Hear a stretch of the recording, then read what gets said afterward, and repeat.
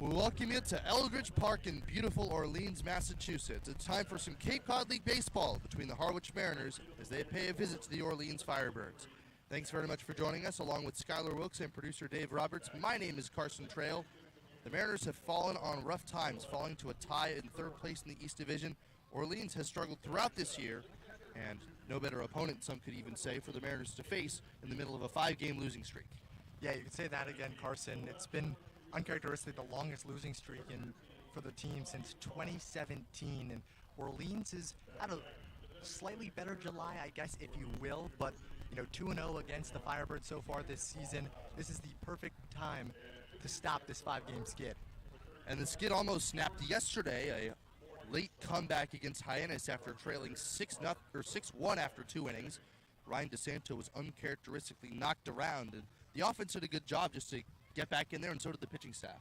Oh yeah, absolutely. It was 6-1. That is not an easy task to fight back for. They brought it to within 2 runs, and by the 9th inning, it was down to 1 run against one of the top teams in the West Division, Hyannis, who has already beaten you 2 times before. So they didn't just roll over and call it in. They fought back, climbed in, and threw some punches back, and nearly came out with a walk-off victory in the 9th. In contrast, Harwich has had the number of the Firebirds so far through 2 games. It was a 2-1 victory here at Eldridge Park on the 21st of June, and then a 5-1 win at White House on the 29th of June. So 2-0 against the Firebirds. They know how to beat them, and a team that's gotten a little bit of comings and goings since then. Rock Chalowski has departed after injuring his meniscus, and overall the numbers for the Orleans as a team not looking all that savory, but Harwich in a spot where they could potentially stick with their lineup, stick with their game plan. A couple of new additions since the last time they played. Danny Dickinson just having committed to Louisiana State, LSU, and he's back in the lineup. Michael Anderson, after a day off yesterday, back in the lineup. He's faced off against Orleans 1 or 2 other times this year. And then Matt Scannell's starting to swing the bat well as well. So this is a lineup for the Mariners that at times has looked a little bit thin at the bottom of the order, but I think that they're starting to come alive on offense. And after scoring 7 runs against Hyannis yesterday, a spot where they can get some momentum going against the Firebirds. Yeah, the bottom of the order has been the strongest part during the struggles, especially against Chatham on Sunday, where Matt Scannell really coming alive. He's earned his way up in the rotation, and Cam Aldonado has played really well as also recently making wins. So that bottom third of the order has some real firepower. Going to take a couple more minutes ahead of the national anthem, a couple more seconds actually. Harwich 2-0, Orleans struggling, and we got a good one on our hands tonight. Harwich tomorrow will play Chatham in a makeup game at Veterans Field. Orleans, after dropping a game to Falmouth in 7 innings due to fog, they have lost 4 straight road games and look to get things going at home. Up next for the Firebirds, they host Bourne, who are 3-3-1 in the month of July. It is now we'll pause and take a break for our national anthem. When you need to be seen for a minor illness or injury, Cape Cod Healthcare Urgent Care is here for you with high-quality, full-service walk-in care. ER expertise meets urgent care convenience at our 6 urgent care centers, which are staffed by board-certified ER providers and located Cape-wide from Falmouth to Orleans. Cape Cod Healthcare Urgent Care is open daily and offers a cost-saving option for everything from sprains to stitches, with timely treatment in under an hour for most patients. View online wait times at capecodhealth.org/urgent care. Cape Cod Healthcare Urgent Care. Minor emergencies, major attention.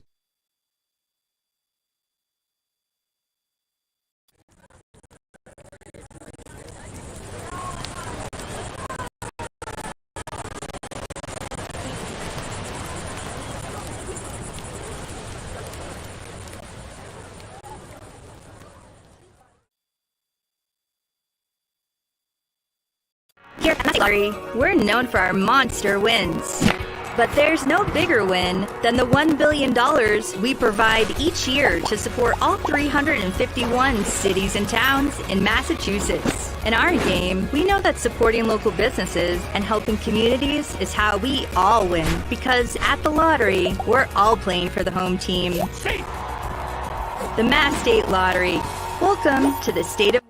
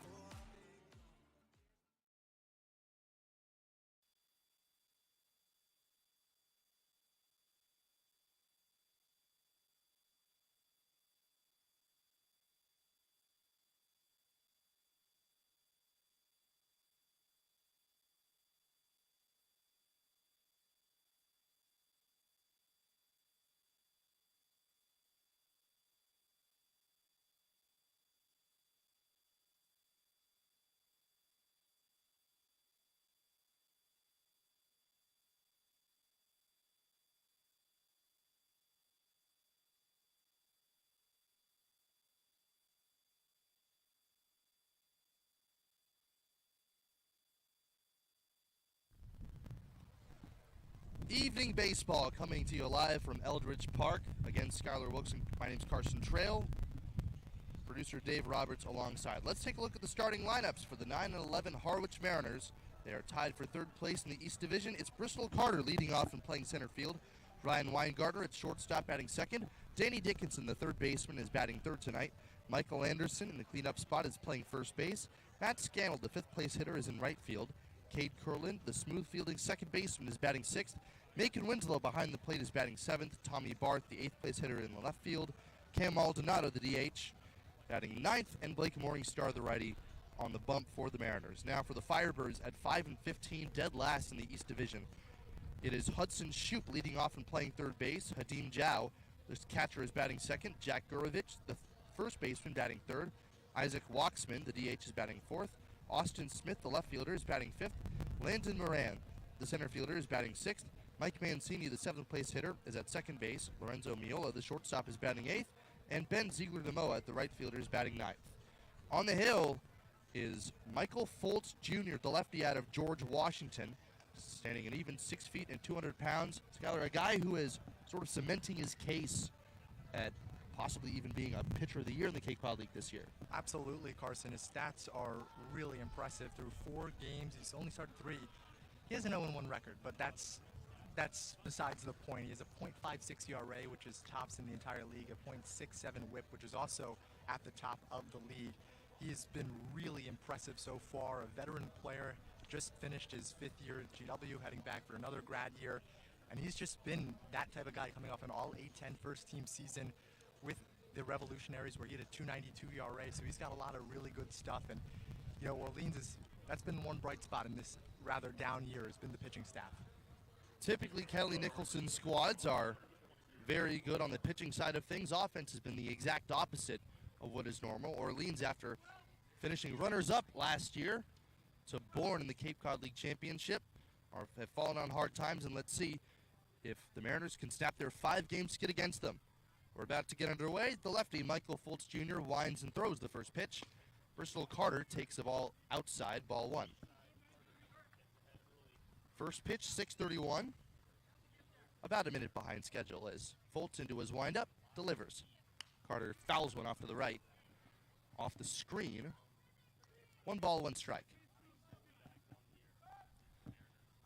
Carter, Weingartner, and Dickinson, first 3-2 due up. Carter up first, the center fielder batting .304, leader on the team, with Michael Anderson starting to cool down. The 1-1 pitch. Carter pops one high in the air off to the right toward the grassy berm. Out of play, strike 2. Pretty good crowd on our hands tonight. The grassy berm down the right field line is packed full of picnic blankets and lawn chairs. Now the 1-2. Carter takes, low and away. 2-2 to number 22. Bristol Carter, not someone you want to get on base. 9 stolen bases already, so Michael Foltz got to keep it in the zone here. The pitch on the way. Carter bounces one toward the Harwich dugout, foul. The third baseman, Shoup, is playing back with the 2-strike count and guarding the line. Carter digs back in, even stance, Black sliding mid out the back of his back pocket. The pitch, swinging a high fly ball at center field.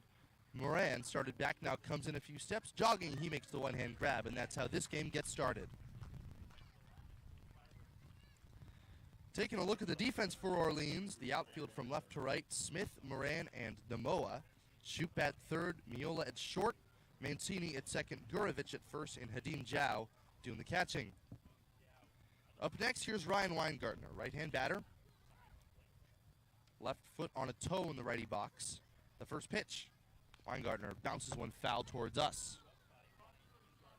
No balls, 1 strike. The Mariners shortstop batting .271 with 3 home runs.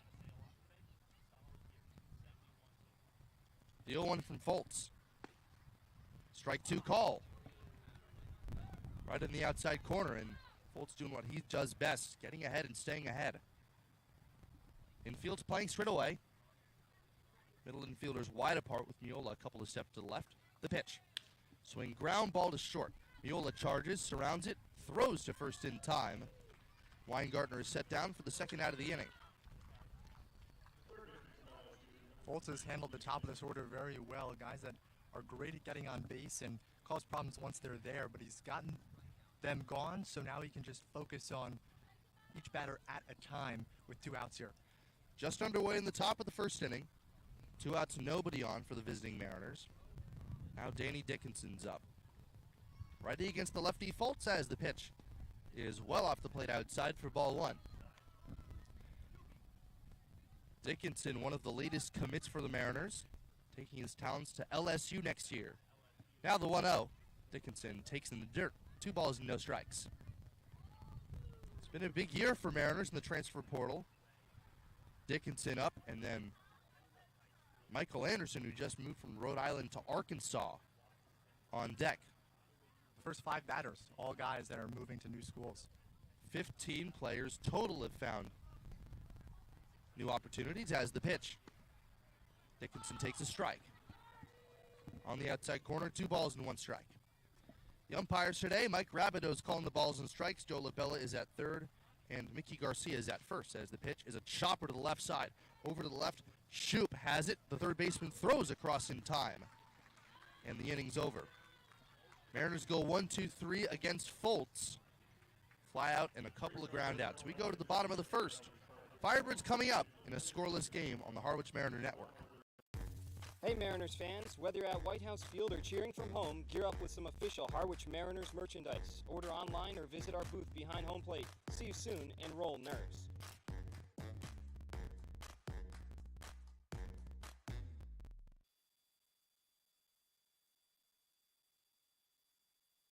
Hey Mariners fans, join us for First Responder Night on July 12th at 6:30 p.m. Cheer on our heroes from Harwich Police, Fire, Coast Guard, Harbor Master, and special guest State Representative Steven Zaros. Make sure to mark your calendars and come show your support for these brave men and women. Injury. Cape Cod Healthcare Urgent Care is here for you with high-quality, full-service walk-in care. ER expertise meets urgent care convenience at our 6 urgent care centers, which are staffed by board-certified ER providers and located Cape-wide from Falmouth to Orleans. Cape Cod Healthcare Urgent Care is open daily and offers a cost-saving option for everything from sprains to stitches, with timely treatment in under an hour for most patients. View online wait times at capecodhealth.org/urgent care. Cape Cod Healthcare Urgent Care. Minor emergencies, major attention. Bottom of the first coming up, live from Eldridge Park. Nothing the score so far. Hudson Shoup, Hadim Zhao, and Jack Gurovich. First 3 due up for the Firebirds against the righty Lake Morningstar, standing a sturdy 6'2", 220 pounds. Rising sophomore out of Wake Forest, making his 3rd start of the year and his 4th appearance for Harwich.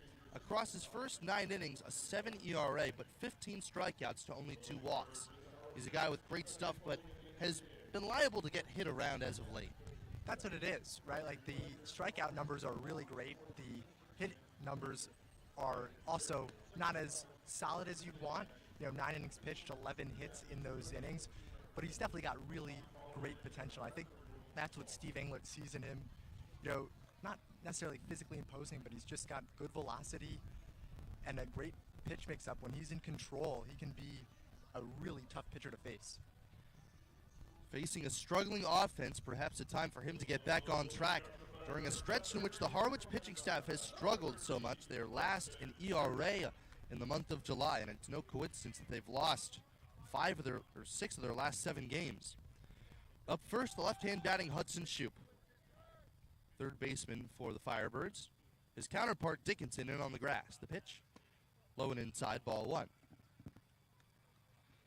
The defense for the Mariners, Barth, Carter, and Scannell from left to right in the outfield. The best arm with Scannell in right, Dickinson at 3rd, Weingartner at short, Curlin at 2nd, Anderson at 1st as the next pitch misses high, ball 1.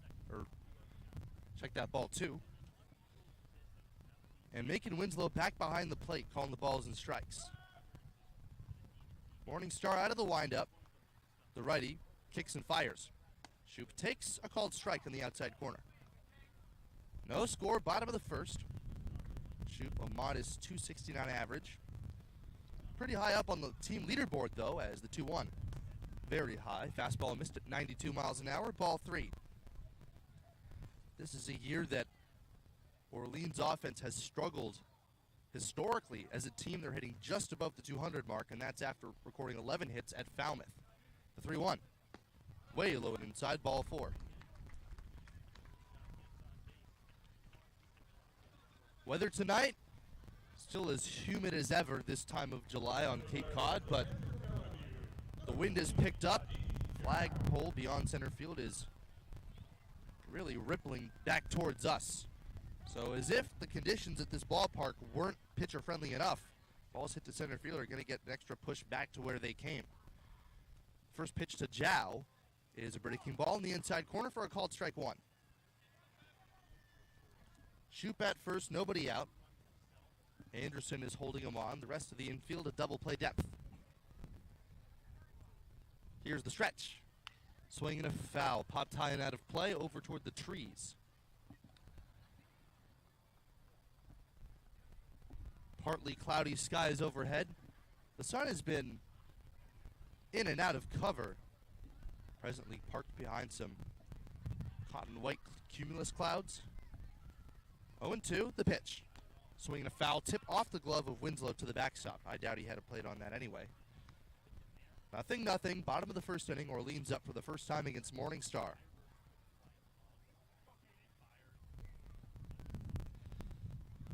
Morning Star, after turning his shoulders toward first, comes set and deals. Runner goes, swinging a high fly ball center field shallow. In into his left, Carter glides in. Actually, the right fielder, Scannell, calls him off in right center field and makes the catch. Wind pushing that one in and toward the right-hand side. Shoop retreats back to first now with 1 gone. I was just about to say that, Carson. The wind really blew that. Looked like it was going straight out to center, and then suddenly in midair it slowed down and started curving right, and it ended up in the glove of Scannell. 1 on, 1 out. Now Jack Gurovich. The pitch, up and away, ball 1. Power hitting first baseman, only hitting .220 so far for the Firebirds. Left-hander against the righty Morning Star. He sets belt high. He kicks and deals. Swinging a line drive foul off the piping of the screen down the left field line. It ricochets toward the infield. 1 ball, 1 strike. Gurovich, sturdy 6'3", 205-pound rising junior. Out of Longwood, Florida. He strides in back of the box once more, feet wide apart. The set. Here's the 1-1. Big breaking ball up and away. Ball 2. No score last to the first. Hudson Shoop aboard after a leadoff walk, presently with 1 gone.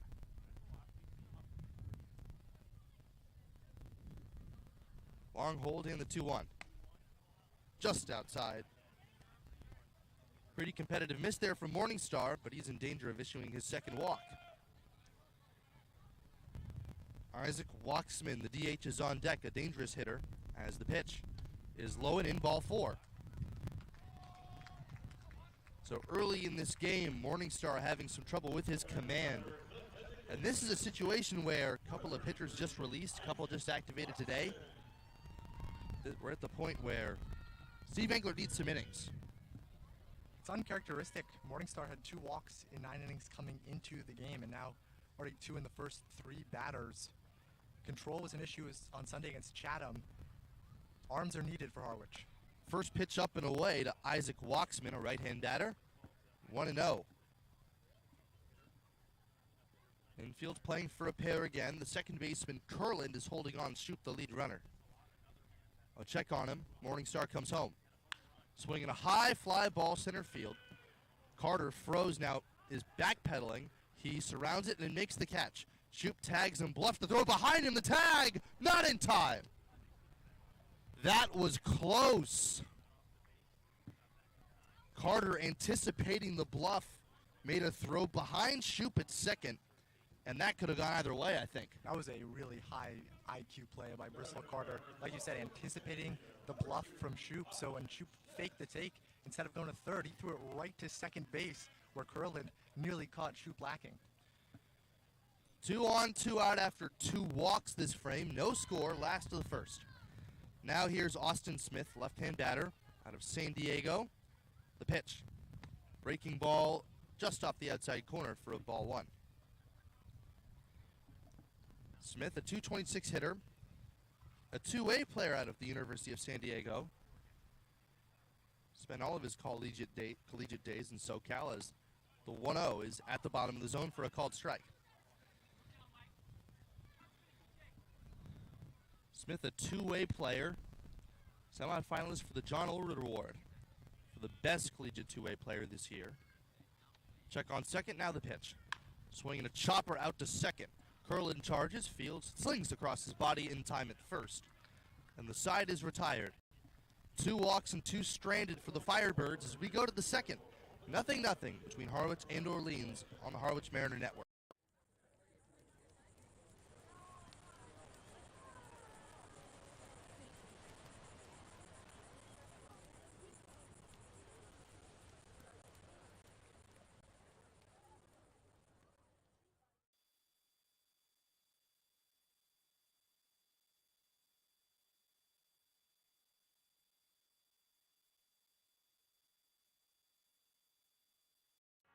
Here at the Mass State Lottery, we're known for our monster wins. But there's no bigger win than the $1 billion we provide each year to support all 351 cities and towns in Massachusetts. In our game, we know that supporting local businesses and helping communities is how we all win. Because at the lottery, we're all playing for the home team. The Mass State Lottery. Welcome to the state of winning.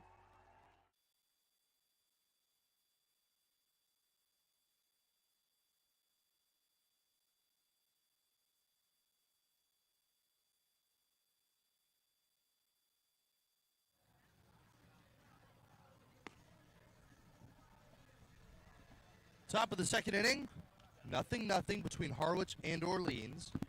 Mariners went down quietly against the left-hander Michael Fultz, and they got to be careful to keep him out of rhythm. This is a guy who allowed 1 earned run across his first 18 innings. Facing Michael Anderson, Matt Scannell, and Kate Kurland. Anderson, dangerous right-hand batter with power. 5 home runs leads the team. Average down to .302. As the first pitch to him, Anderson takes a strike at the bottom of the zone, 87 miles an hour. Stands slightly open. The 0-1 from Fultz. Anderson swings and pops one foul off the end of the bat out of play to the right. No balls, 2 strikes. Anderson, after a smoldering hot start to his year, as the 0-2 pitch. He takes called strike 3, outside corner at the belt, and quickly 1 are gone here in the top of the second. That's been the one thing about Michael Anderson. Yeah, sure, he's cooled down, but also the strikeout numbers have kind of increased. Now 4th most Ks in the league. It's great when he gets a piece of that ball because you know it's going a long way. He's just got to get back in rhythm. First pitch to Matt Scannell is a fastball in the outside corner for a called strike 1. Mariners 0, Firebirds 0. Harwich looking to snap a 5-game skid. The 0-1. Scannell takes a breaking ball way off the plate. Zhao slides over on his red knee guards from behind home plate to grab it. 1 ball, 1 strike. Slight pull shift on for Scannell. Mancini at second base, shaded a couple of steps to his left. Heels on the grass. The 1-1. Scannell takes a breaking ball. Belt high on the outside corner, strike 2 called. A guy who's really come alive over the last couple of games. 3 runs batted in his past 2 appearances as the pitch is a bounding ball to the left side. Far to his backhand side, Miola tries to surround it, but it clangs off his glove and into shallow left. Scannell was hustling up the line, so likely that they'll give him a single, but no official scorer's ruling yet. In any case, the Mariners' right fielder is aboard with 1 gone in the second. They do give him a base hit, so first hit of the game for the Mariners scarcely leaves the infield, but they'll take it one way or another. Fultz, a guy just dominant this year, now facing Kate Kurland, in a spot where the Mariners are trying to seize the lead. 0-0 as the pitch is a foul straight back. Mariners are 2-0 in the season series. They've played Orleans twice and won both times. Their next matchup's on July the 21st at White House Field. Hopefully the Mariners' fortunes would have changed a little bit by then, currently tied for third in the East Division. The long hold, Foltz glancing over at Scannell. The 0-1. Curlin takes outside. Scannell, a guy who can run a little bit. Not afraid to steal a bag or two. Also, if you start the runner and Curlin puts one in play, you can potentially break up the double play. The set. Foltz delivers. Inside. 2 balls and 1 strike.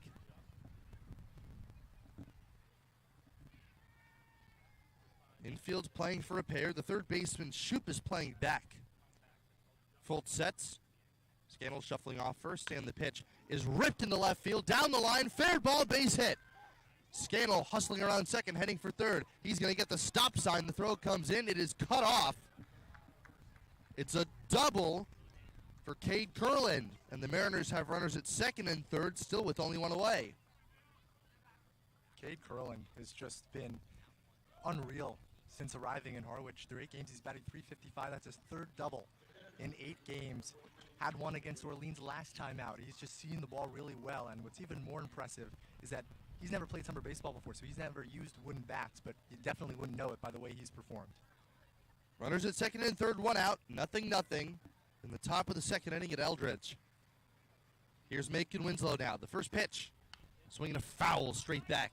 Nice balanced cut from the Mariners' backstop. It's 0-1. Winslow, also a guy who's come alive over the past handful of games. Hit his only home run of the year against the Firebirds in their last matchup. Here's the 0-1. Winslow pops one down the right field line, slicing foul, and into the netting, guarding the grassy berm. 0-2. The infield is playing back, so a productive out from Winslow. Or ball in play, likely scoring the first run of the game. The 2-strike pitch. Winslow hits a pop-up, possibly playable for Gurovich down the first base side. He's running out of room, and it lands out of play. Still 0-2. Winslow up with Barth to follow. Macon Winslow digs back in, very back of the box. Silver and white spikes mixing with the chalk of the batter's box. Royal blue batting gloves matching those of his alma mater, Duke. Foltz looks in, the lefty. Sets, third base side of the mound. Another 0-2. Winslow swings and misses, strike 3. Expanded on a high fastball, and Foltz got him to chase for a big out number 2. Winslow usually a bit more disciplined coming off a game against Chatham where he had 3 walks. Just saw a fastball elevate in the zone, went after it, and probably tried a little too hard to get a productive out. Now it's up to Tommy Barth. A single and a double have runners at second and third. Mariners trying to draw first blood in the top of the second inning. Foltz against the newest commit, Tommy Barth. Right-hand batter. The pitch. In the dirt, ball 1. Barth transferred from East Tennessee State to Kansas. Newly announced this morning. Let's see if he can ride the hype to a run-scoring base hit. The 1-0 pitch. Swinging a foul. 1 ball, 1 strike. Scannell leads away from third in foul ground. Curlin at second with nobody near him has a big lead. Foltz sets. The lefty deals as Barth takes down and inside. Doesn't want any part of the breaking ball. 2 balls and 1 strike. A walk loads the bases for Cam Maldonado, who is on deck. The 2-1 pitch. Off the outside corner. Great take from Barth.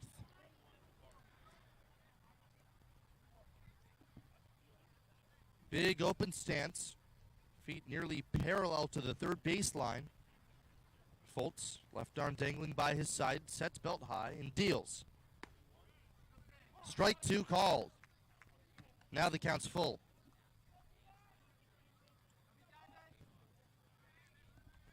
Big pitch coming here, scoreless game, top of the second inning. 2 on, 2 out, both in scoring position for the Mariners. The payoff pitch, Barth pops one foul out of play.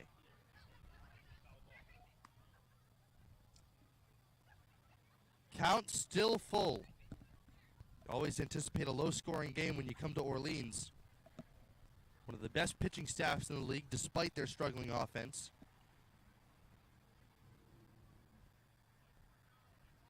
Foltz.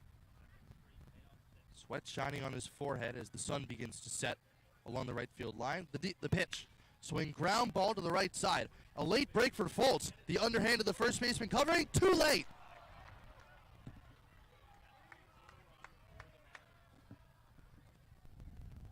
Barth comes through on an infield single. Scano scores and Curlin moves to third. That was Gurevich making the play far to his backhand side and underhanding to Foltz, who, falling off the third base side of the mound, got a late start, and Barth fast enough to beat it by a step. Tommy Barth, solid speed on the base path, just a bit of a miscommunication there between Gurevich and Foltz, and it proves costly. Harwich able to score first.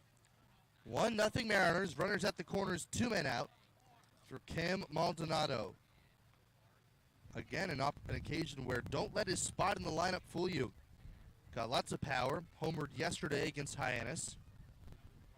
A blast over the left field wall. Foltz delivers. Maldonado takes below the knees. Off-speed pitch for ball 1. Curland at third, doubled.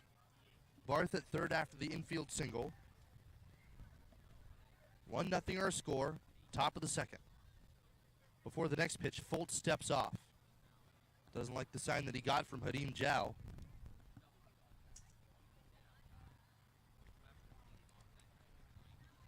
The lefty sets.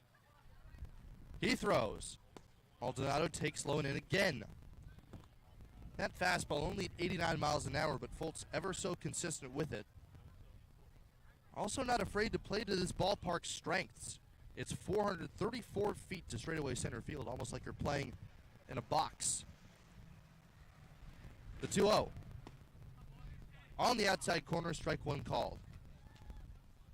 The walls of this ballpark, 314 down the right field line, and only about 310 down the left field line. They angle straight outward, meeting in dead center field as kick and throw to first. Barth back in standing.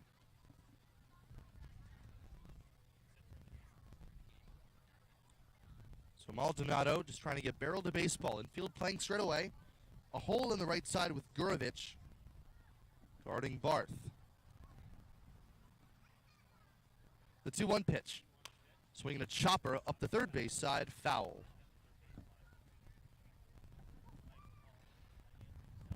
Two balls, 2 strikes. Maldonado, one of the fastest men on this team. Bristol Carter, arguably even faster, is on deck. 1 already in for the Mariners. Runners at the corners, 2 men out here in the top of the second. First run of the game scored on an infield single as the 2-2. Runner at first goes, swinging a roller foul up the third base side. So Barth, who broke with the pitch, has to go back.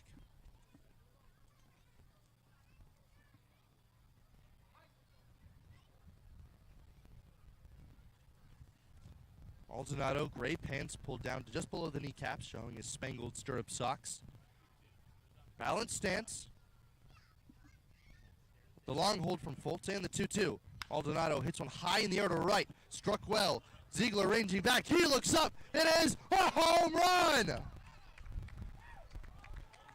A 3-run blast for Cam Maldonado.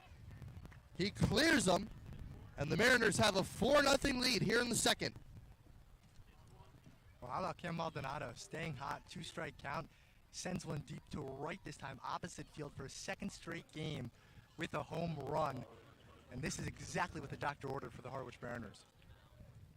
They've struggled in this 5-game skid, But they're leading early here in Orleans. Base is now empty for Bristol Carter. They're ready up against Fultz for the second time this game. He awaits the first pitch, shows bunt, and gets it down back to the pitcher. Fultz gloves it, spins around, and fires to first. And the side is retired. But Cam Maldonado with the big blow to punctuate the top of the second inning. A 3-run blast. Go to the last of the second. It is 4-0 Mariners on the Harwich Mariner Network.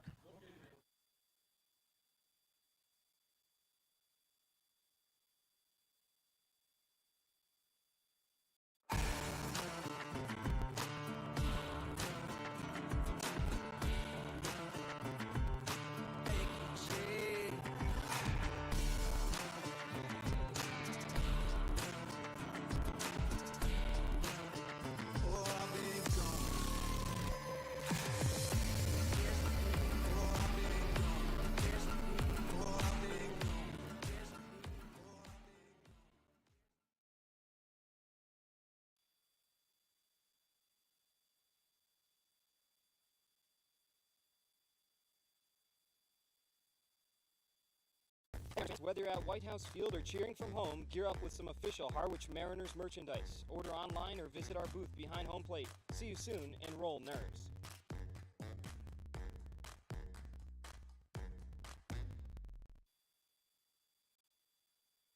Hey Mariners fans, join us for First Responder Night on July 12th at 6:30 p.m. Cheer on our heroes from Harwich Police, Fire, Coast Guard, Harbor Master, and special guest State Representative Steven Zaros. Make sure to mark your calendars and come show your support for these brave men and women.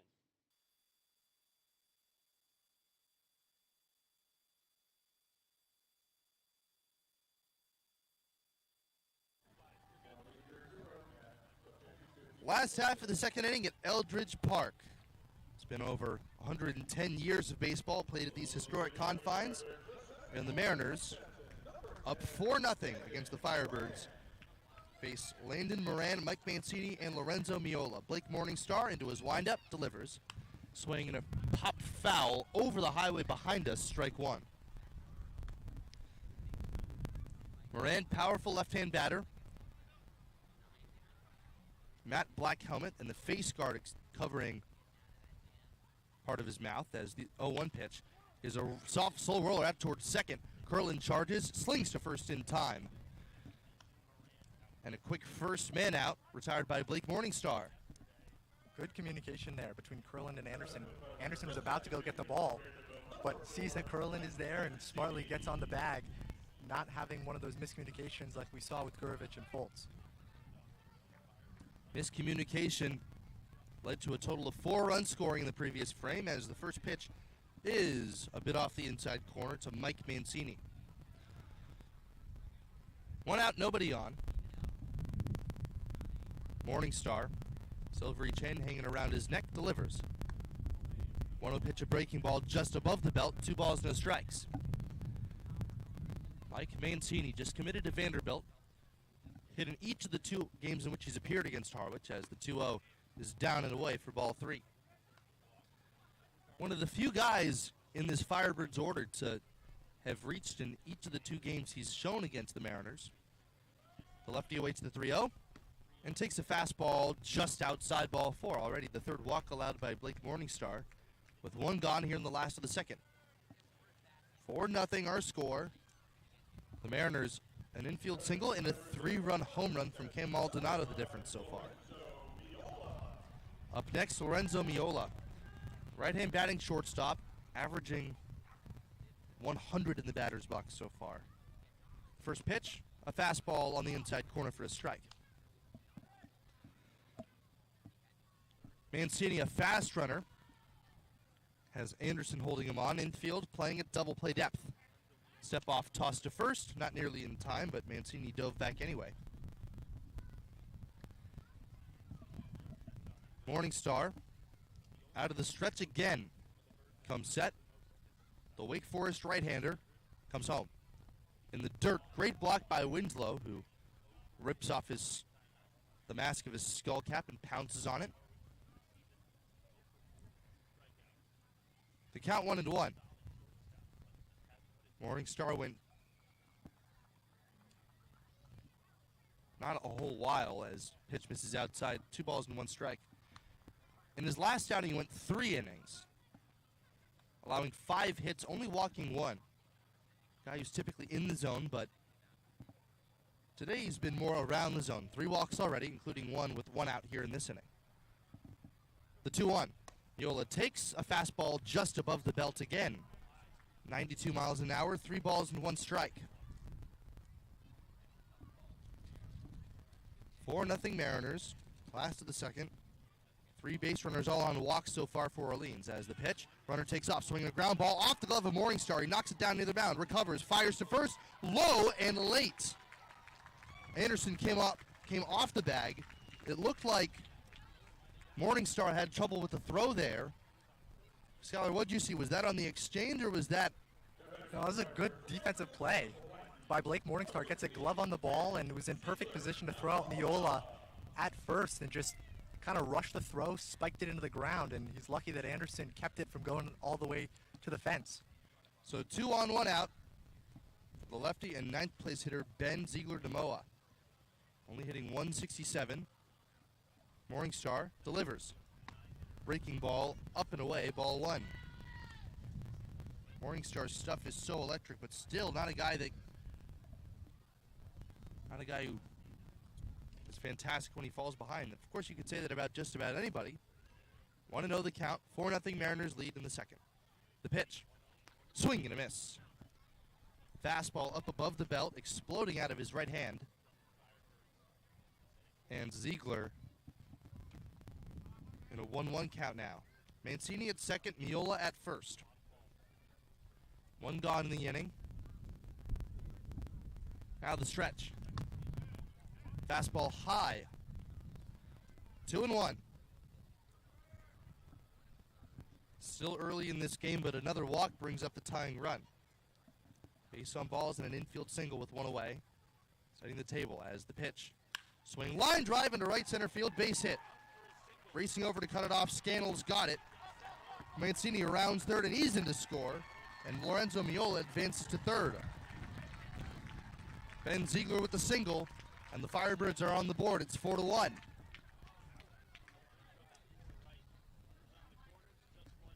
Great piece of hitting by Ben Ziegler. Gets a pitch over the plate and just rips it to the right side of the field. Only had 1 RBI in his first 14 games, 24 at-bats, and now he just adds another one, and the Firebirds are right back in this ballgame at the top of the order. Now Hudson Shoup, second time up, the pitch. Breaking ball over the outside corner for the strike. Miola at third, now Ziegler at first with 1 away. Morningstar still just 1 pitch away. The 0-1. Swinging a bouncer foul back to the backstop. No balls, 2 strikes. Infield's playing for a pair as the shadows begin to lengthen. The sun is peeked out from behind the clouds and trees casting shadows across the infield. The 0-2. Low and in the dirt. Great pick by Winslow, lunging toward his backhand side. Stabbed at that one successfully, keeping the lead runner Miola at bay. That's something he had to deal a lot with on Sunday against Chatham. Wild pitches galore, but Winslow looking really good today. Now the 1-2 from Morningstar. Swinging a foul off of Winslow. Trickles almost all the way to the pitcher's mound. And now it's 2-2.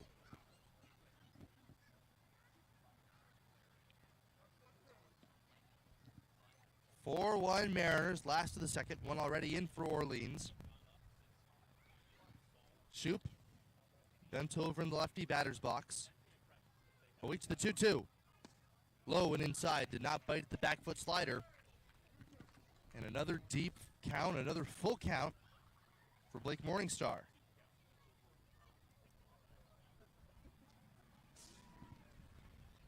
The set, the payoff pitch. Swing high fly ball left center field. Way back there, still going. It is a dive by Bristol Carter, and he can't get it. The lead runner comes in to score. The throw comes all the way in toward third base, but it's offline. An excellent effort from Bristol Carter, who is racing after it, but Hudson Shoup is in at second base. A double. and Ben Ziegler stops at third. So 1 run comes in to score. It's 4-2 Orleans, and the tying runs in scoring position with Hadim Zhao coming up. Shoop has been one of the hottest hitters for Orleans, and now 2 men in scoring position gives way for arguably the Firebirds' best player in Hadim Zhao. The first pitch, Zhao takes a cut fastball on the inside corner for a strike. Blake Morningstar looks like another abbreviated outing here as he winds and throws.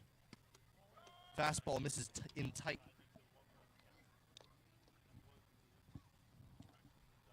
Three consecutive hits after a 1-out walk in this frame. The 1-1 to Zhao. Swinging a high pop fly out into right. Scannell, the strongest arm of him, ranges under it. He makes the catch. Runner tags from third and bluffs. The throw comes flying in offline toward Winslow, who springs out of his stance to receive it and gloves it before it can go to the backstop. Matt Scannell, not someone you want to run on. We saw him in center field against Chatham on Sunday make an absolute bullet from deep in center field that hit the runner Austin Overn, former Firebird by the way, in the back as he slid into third.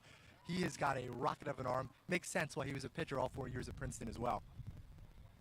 So his arm keeps the runner at third base. Now the first pitch to Gurovich. Swinging a foul off his own front foot. Strike 1. 4-2 Mariners in the bottom of the second. The Mariners scored all 4 runs in the previous half inning. Orleans on the board with the tying runs in scoring position. 2 men out. The 1 strike pitch. Swinging a foul tip in and out of the glove. Actually, it may have gotten Gurovich again. He's hobbling around, pacing around the lefty batter's box. No balls, 2 strikes.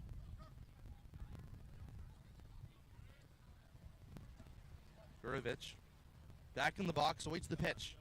Barely ready, and he watches the fastball high. Morningstar working with some urgency. 1 ball, 2 strikes, 2 outs. Ziegler at third, Shoop at second. The 1-2 pitch. In the dirt, great block by Winslow off his chest protector. It kicks in front of him where he can keep it close enough to prevent Ziegler from scoring. That might be the block of the year from Winslow, who's an outfielder by trade. Another big-time stop from Winslow. It looks like he's a completely different catcher from 2 days ago. The 2-2 pitch. Swinging a pop-up foul above the highway and into the trees. 4-2, Mariners leading, bottom of the second. Morningstar gets his sign via pitch comm. He sets out of the windup. The right-hander holds. Both runners leading. He deals. Inside, and that clips Gurovich on its way into the glove of Winslow. He had him in a 2-strike count, but the first hit by pitch of Morningstar as Day loads the bases with 2 away. Not what you wanted there. Morningstar seemed like he had Gurovich on the ropes, and it just went too far inside against the lefty, and that causes interim pitching coach Ed Marco to make his way out onto the mound. The Mariners' lead already is dwindling against an offense that at one point it felt like 4 runs was going to be enough for the entire game. Orleans, their offense really struggling. Entered hitting .201. They did score 10 runs against Falmouth yesterday, that game concluding under what Orleans deemed to be dubious circumstances. An 11-10 loss in 7 innings. And the game was called due to fog. Right, the game didn't actually, the 7th inning didn't conclude. Falmouth took the lead on what should have been a pop fly that was hindered by the fog, and that's kind of how the game ended, almost on like a walk-off rather than the inning actually coming to a conclusion. So that's how Orleans got their 15th loss of the year yesterday. Now the cleanup man and right-hand batting Isaac Waxman. Dangerous situation. The first pitch. Swing and a miss. Great slider darting down and away. It's 0-1. Ziegler at third. Shoop at second. Gurovich at first as the pitch is another breaking ball. Called strike 2. One strike away from getting out of trouble. 4-2, Mariners leading. Bases loaded. The pitch, very high. That forces Winslow up out of his crouch. 1 ball, 2 strikes. Here's the set. The windup and the pitch. Low and away. Not close enough to tempt him with the breaking ball. Walksman's drawn the count even. Short stint so far with the Firebirds, but he's hit .333 as the 2-2. Strike 3 call. Inside corner with the breaking ball. So the Firebirds get 2, but they leave him loaded. Blake Morningstar wriggles away from further damage as we go to the third. It is 4-2, the Mariners with the lead on the Harwich Mariner Network.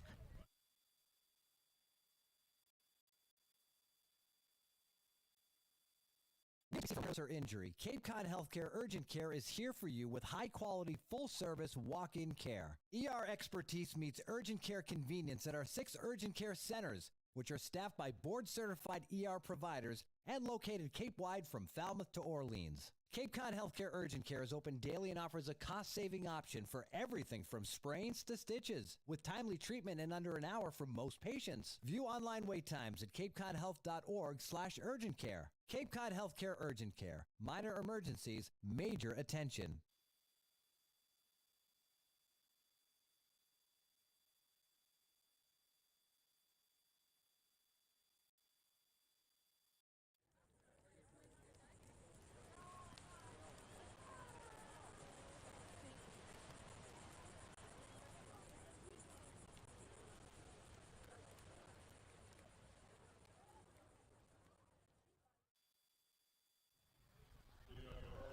Top of the third inning, it's 4-2 Harwich with the lead over the Firebirds in the third matchup of the year. Between these two East Division rivals, Michael Foltz back to work against Ryan Weingartner as before the first pitch, Foltz steps off. The windup, now the first pitch. Weingartner takes a fastball outside for ball 1.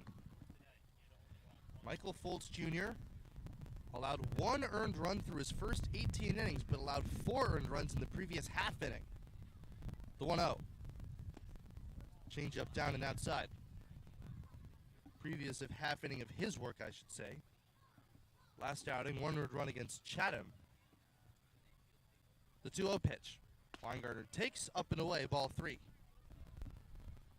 2-3-4 due up for the Mariners. Weingartner bounced out in his first trip. Right-hand batting shortstop with power. The 3-0. Fastball on the inside corner, strike 1 called. Another important thing to point out is that Foltz has already seen this Harwich team. They faced him back here on June 21st. The pitch on the way. Strike 2 called. 87-mile-an-hour fastball in the outer third. So he's just challenging Weingartner. The windup, now the payoff pitch. Swinging a chopper up along the third base side, foul. Gloved by Shoup behind the third base coaching box. 3 balls, 2 strikes. Weingartner, an on-base percentage well up above .400. The payoff. Swinging a shot out toward left center field. Moran racing back. He reaches up and makes the catch. Out in the alleyway for the first out of the inning. Loud piece of contact for Weingartner after running the count full. Well fielded by Moran. That looked really solid off the bat, but it kind of died out there in center field and allowed Moran to run underneath it to make the second out. Or first out. Up next, Danny Dickinson. The first pitch, right-hand batter, pops one off the hands out towards second. Mancini onto the grass, makes the call, and makes the one-hand catch. So Weingartner along at bat, but then Dickinson's down on 1 pitch for the second out. 4-2 Mariners, third inning. The NERS have lost 5 games in a row. That's their longest losing streak since 2017. As the first pitch to Anderson is up and away for ball 1. A period of time in which they have really struggled after a hot start. They're now tied with Brewster for 3rd place in the East as the 1-0. Fastball at the bottom of the zone. Anderson, who took a called third strike his first time up, is now even in the count, 1 ball, 1 strike. Infield's playing straight away. Foltz working with urgency, kicks and deals. Breaking ball, outside corner, strike 2 called. Anderson up with Scannell to follow. Foltz comes home. Swinging a foul off the end of the bat, sprayed to the right. Michael Anderson cooling down after a torrid first stretch of the season. Still the team home runs leader with 5. The pitch, way outside, ball 2. 2 balls and 2 strikes. Anderson at 6'3", 230 pounds. Very well built. The first baseman awaits the 2-2 and hits one sharply on the ground up the middle. Far to his left. Miola's got it. He throws across his body to first. Not in time. It pulled Gurevich off the bag. Every Orleans position player has left their position, and most of them are gathered in the field of play. First base umpire Mickey Garcia exchanging words with Kelly Nicholson, and Garcia will conference with Mike Rabideau, the home plate ump. That was a close play, really well fielded by Lorenzo Miola. Kind of running to his left. It seemed like it was so deep in the hole he wasn't going to get there, but makes it on the run, moving to his right. And just, I think the difficulty of that play made it a bit of an errant throw to Gurevich and allowed Anderson to reach safely. So an infield single for Anderson, fifth hit of the day for the Mariners. And now Matt Scannell. Left-hander against left-hander. Scannell singled and scored one of 4 runs in the top of the second. We're in the third. It's 4-2 Harwich. The first pitch. Scannell chops one foul out of play. Matt Scannell struggled so mightily going 0 for his first 18, I believe. But since then, he's been swinging it very, very confidently. Moved up to cleanup spot yesterday as the pitch is outside. 1 ball, 1 strike. A couple of games ago, he hit a home run. Ball up into the wind against Whitey that carried over the left field wall. Plenty of power to all fields. The 1-1. Swinging a foul off the hands onto the street. Down the left side, 1-2. 7 RBIs over the last 3 games, 6 over the last 2. He's just seeing the ball really well, and it's great to see a veteran player, second-year Mariner, coming into stride. The 1-2 to Scannell. He bounces one on the ground to the left side. The shortstop Miola surrounds it, throws across his body in time, and the side is retired. Mariners get a 2-out infield single, but nothing more than that. We go to the bottom of the third inning. It is Harwich 4 and Orleans 2 on the Harwich Mariner Network.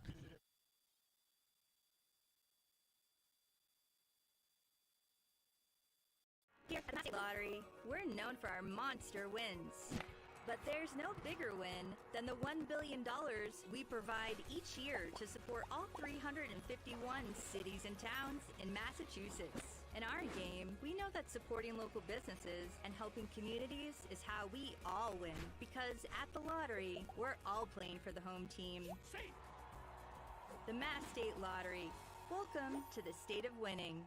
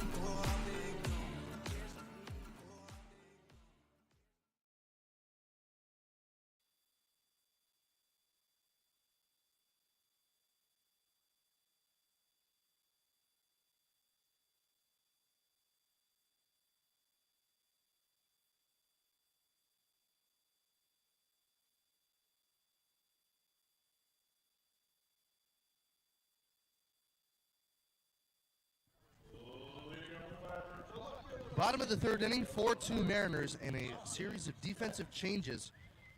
Jake Ogden is in at third base, moving from third base to left field. Danny Dickinson Moving from left to right, Tommy Barth, and from right to center, Matt Scannell. So quite a lot happening as the first pitch is a called strike on the outside corner to Austin Smith. Seems like Bristol Carter, don't want to speculate, but might have gotten injured on that diving attempt in center field. Really hope he's okay. Now the 0-1. Swinging a pop-up behind us, out of play, strike 2. 5, 6, 7 due up for the Firebirds. Got 2 runs against Morningstar the previous inning, but left them loaded. 5 stranded across the first 2 frames as the 0-2 pitch. Swing and a miss. Foul tip into the glove of Winslow, strike 3. Second strikeout of the game, and back-to-back hitters set down by way of the punch-out for Morningstar. 1 gone in the bottom of the 3rd. Up next, Moran. Landon Moran, left-hand batter. The first pitch. He checks his swing on a fastball inside, called a strike anyway. Moran, a first baseman by trade, a patrolling center, and he's done a fantastic job defensively. The pitch. Just off the inside corner. It looked like another fastball. 1-1. 4-2, Mariners leading last of the 3rd. The pitch on the way. Swinging a foul straight back. Infield's playing Moran straight away. For a while, Moran was the best hitter on the Firebirds as he choked up on his bat, and the pitch. Breaking ball, fouled off to the right side. Grounded just past the first base dugout.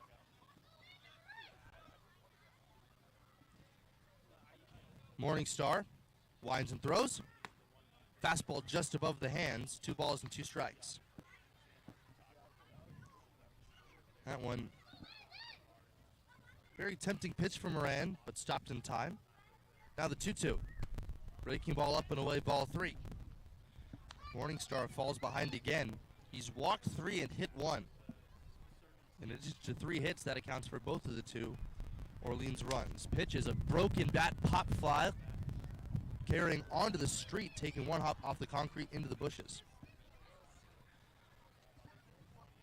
3 balls, 2 strikes. Moran back from the first base dugout after a new piece of lumber. 1 out, nobody on. 4-2 Harwich. Bottom of the 3rd inning. The Mariners have had the Firebirds' number so far through 2 matchups, winning them both. Now the payoff. Swinging a roller foul up the first base side.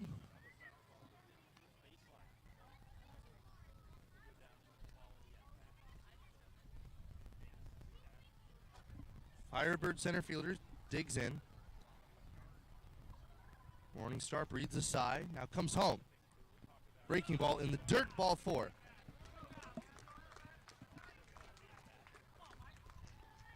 So Moran is aboard for the first time today, and the tying runs up in Mike Mancini. 4 walks allowed already for Morningstar. At least 1 in each of the first 2 frames, and now 1 in this one. Mancini up, left-hand batter. Got good numbers against the Mariners this year with speed and power. The first pitch, swinging a high pop-up foul off the left side.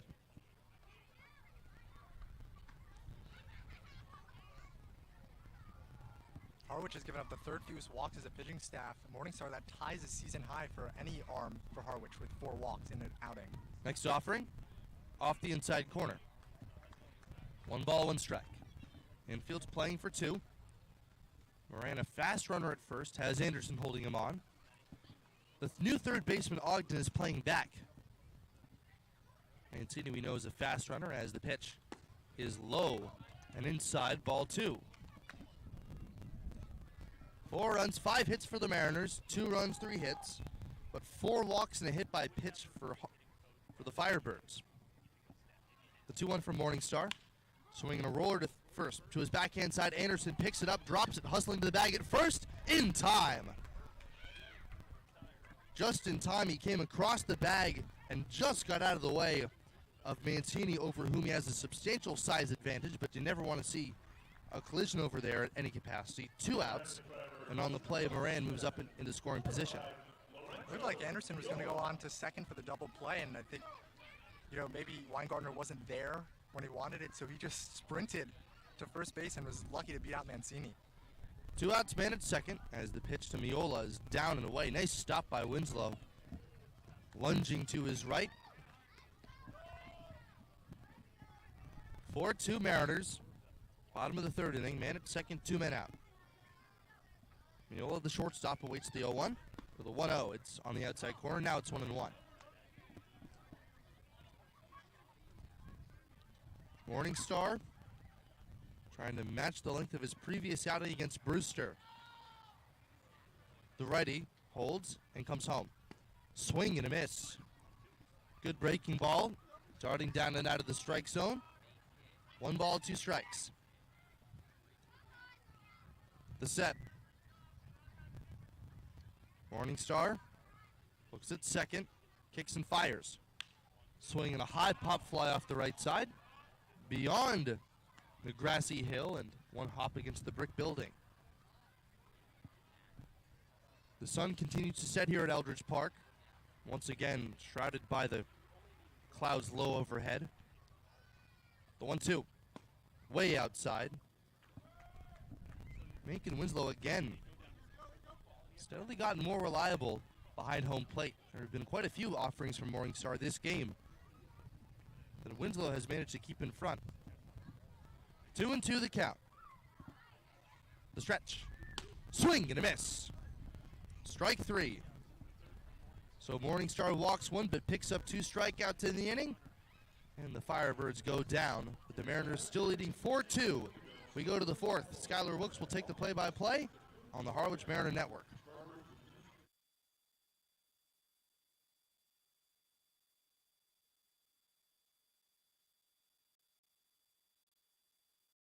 Whether you're at White House Field or cheering from home, gear up with some official Harwich Mariners merchandise. Order online or visit our booth behind home plate. See you soon, and roll NERS.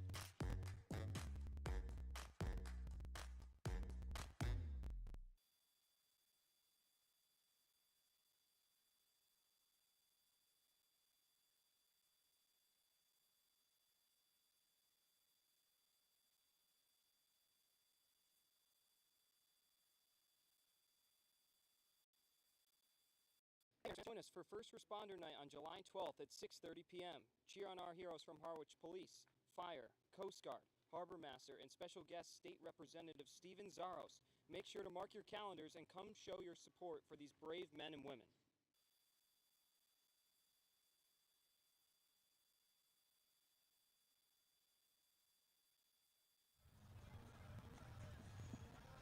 Back at Eldridge Park for inning number 4, Scott Wilkes joined with Carson Trail to my right here on this beautiful Wednesday evening.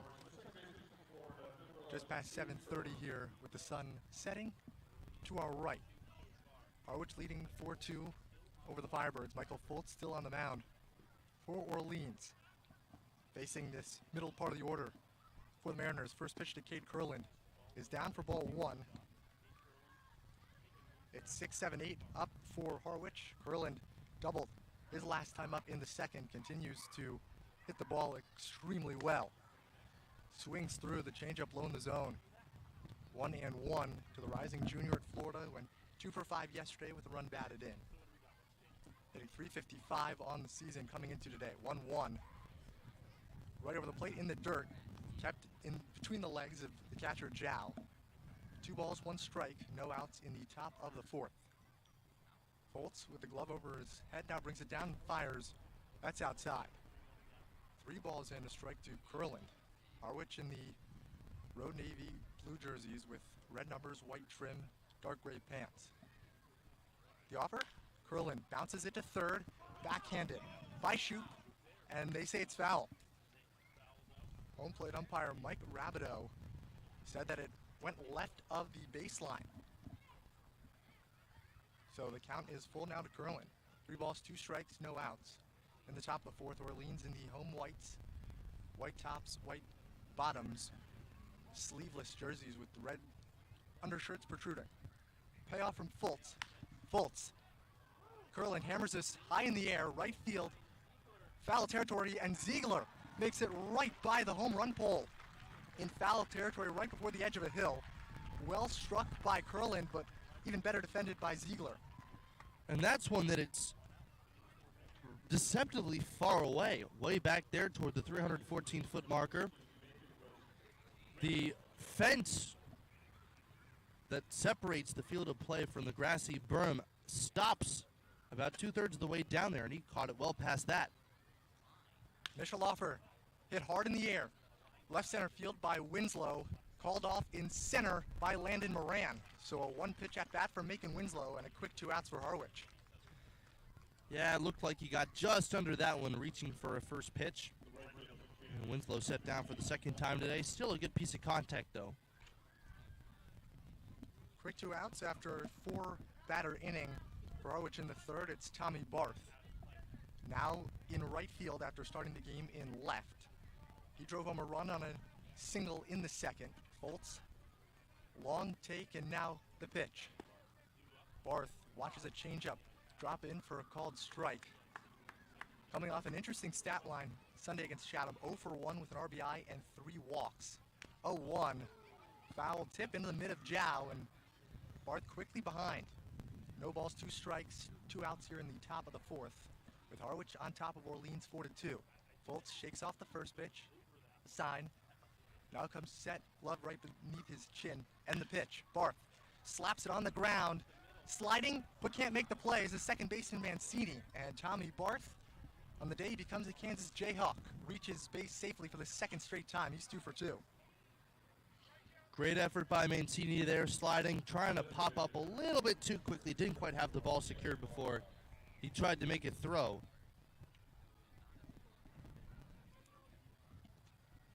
6 hits now for the Mariners. Barth on first with 2 outs. Cam Maldonado up in the batter's box for the second time. Takes a pitch in at the knees. 1-0 to the rising junior at Northeastern, who went deep for a 3-run shot to right his last time up in the second. Now 2 home runs in as many games. 1-0. Foltz nearly yanks it way outside. 2-0 with Barth leading off of first. Maldonado coming into today hitting .255. Now up to 13 runs batted in on the season. 2-0 Foltz from the stretch. And just nicks the bottom of the zone. 2 balls and a strike to Maldonado. With a man on first, 2 outs in the top of the fourth. And pitching coach Jim Lawler calls time, going out to talk with Michael Foltz, joined by catcher Hadim Jow in the middle of a 2-1 count to Cam Maldonado. Saw a pitching change mid-count earlier this year from Orleans. I don't think that's the reason that for their conversation.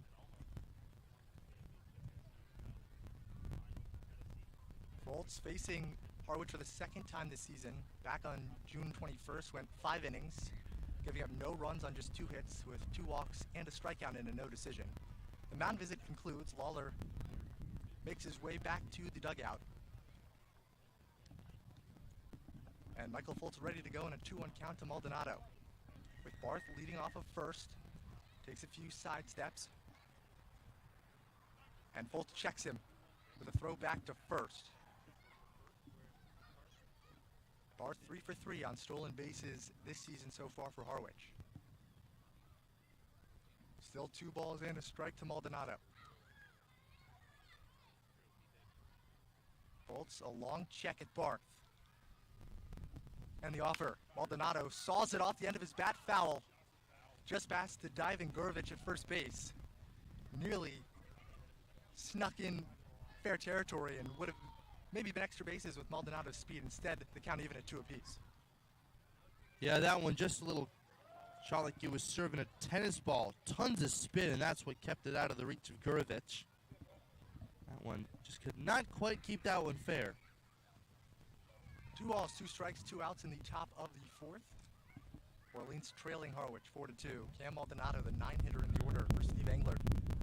Up in the batter's box, Spike Crouch with a bat just above his right shoulder. Barth takes off on first movement. Gurevich throw down to short. Miola the tag, and Tommy Barth got tricked a little by Michael Foltz on the windup, and that retires the side as he gets caught stealing for the first time this season. Foltz allows the hit, but makes up for it with his own pickoff move. Bases are left empty for Harwich, who has a 4-2 lead heading to the bottom of the fourth on the Harwich Mariner Network.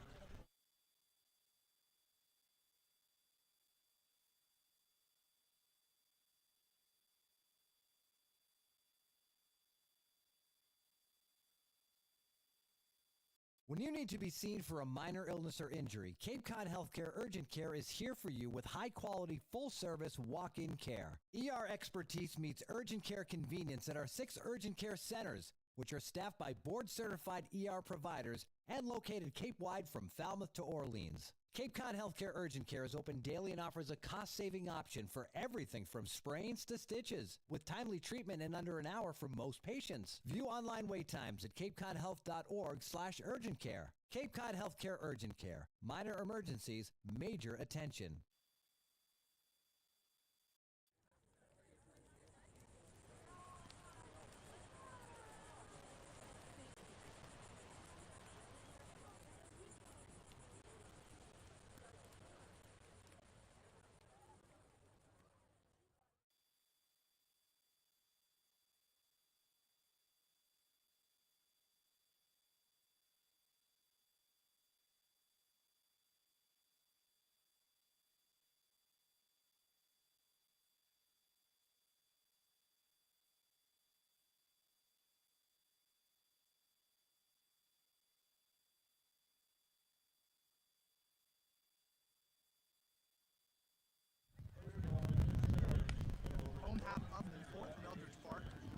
Home half of the fourth here from Eldridge Park, where Mariners cling to a 4-2 lead over the Firebirds. Blake Morningstar, his day is done. Another 3-inning outing, and instead turns over to the righty Tommy Ullman, who makes his 3rd appearance of the season. And another guy who's transferring from a mid-major school to a very prestigious Power 5, from Jacksonville to Oklahoma State. 6'2", 200 pounds, the rising senior out of Farmington Hills, Michigan. First-year Harwich Mariner. In 2024, he allowed a career-high 10 earned runs in one of his outings, but without that appearance, a 3.37 season ERA across 42 and 2/3 innings. So he's a guy with kind of one blow-up outing, but other than that, a very strong spring season ahead of his Cape League debut. Ullman faced Orleans back at the end of June, their last meeting, and it was his Cape League debut, and he got the win in 2 2/3 through a perfect game with 1 strikeout. 9-1-2, and Ullman starts his day with a called strike to Ben Ziegler-Namoa. Got things going with an RBI single in the second. 0-1. This one is sent high in the air to center. Drifting back is Scannell right near the warning track, and he runs it down. Matt Scannell moved over from right to center. That's the position he played at Princeton, so he looks like a natural out there. Yeah, and it really is telling how deep that Ziegler was able to get that ball into center field. It's 434 from home plate to the deepest part of the yard. Scannell almost got turned around, but he made the catch as though he'd been playing in this place for years. Back to the top of the order for Orleans with Hudson Shoup in the left-handed batter's box, showing bunt as Ullman plops in a strike. Last pitched on Friday against Bourne, went 2 innings, giving up 2 runs on 3 hits with 2 walks and 3 strikeouts. Now gets set on the 0-1. Swinging strike from Shoup, chasing after the high fastball. Quickly behind 0-2. The Orleans third baseman, who had an RBI double last time up in the second, also walked in the first. 0-2 from Ullman. Shoup going after it, sends it back behind the brick backstop here at Eldridge Park, right near the Orleans on deck circle. Count remains 0-2, the rising junior at Gonzaga. Wind up and the pitch. Another defensive swing goes right back to the netting, just to the right of us. And Shoup staying alive.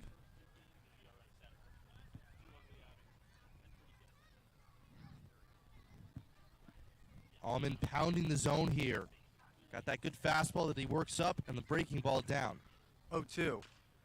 Bounce to first. Anderson fields it with the glove and steps on the bag with his right foot. So Tommy Ullman has now set down the first 2 batters he's faced here in the Orleans lineup. 2 away for the Firebirds. And that was a tricky play for Anderson. Took a hop, just over the bag. First base umpire Mickey Garcia determined that was fair. And typically, when first base is as well trafficked as it is, you'll get a bad hop, but Anderson got an easy one. Sunday hopped to the chest, and he took it to the bag himself. Allman, another breaking ball, finds the bottom of the zone to Hadim Zhao. Two-hitter in the Orleans lineup, 0 for 2 with 2 flyouts to right. This one is rocketed out to right. Barth playing it right over his head, stuck up his right glove, and saw the ball in. Well struck ball by Zhao, even better defended by Barth, and Tommy Allman goes 1-2-3 on the Orleans lineup. A fly out, a ground out, and a line out. Keeps the Mariners in front 4-2, heading to the 5th on the Harwich Mariner Network. Here at the Mass State Lottery, we're known for our monster wins. But there's no bigger win than the $1 billion we provide each year to support all 351 cities and towns in Massachusetts. In our game, we know that supporting local businesses and helping communities is how we all win. Because at the lottery, we're all playing for the home team. The Mass State Lottery. Welcome to the state of winning.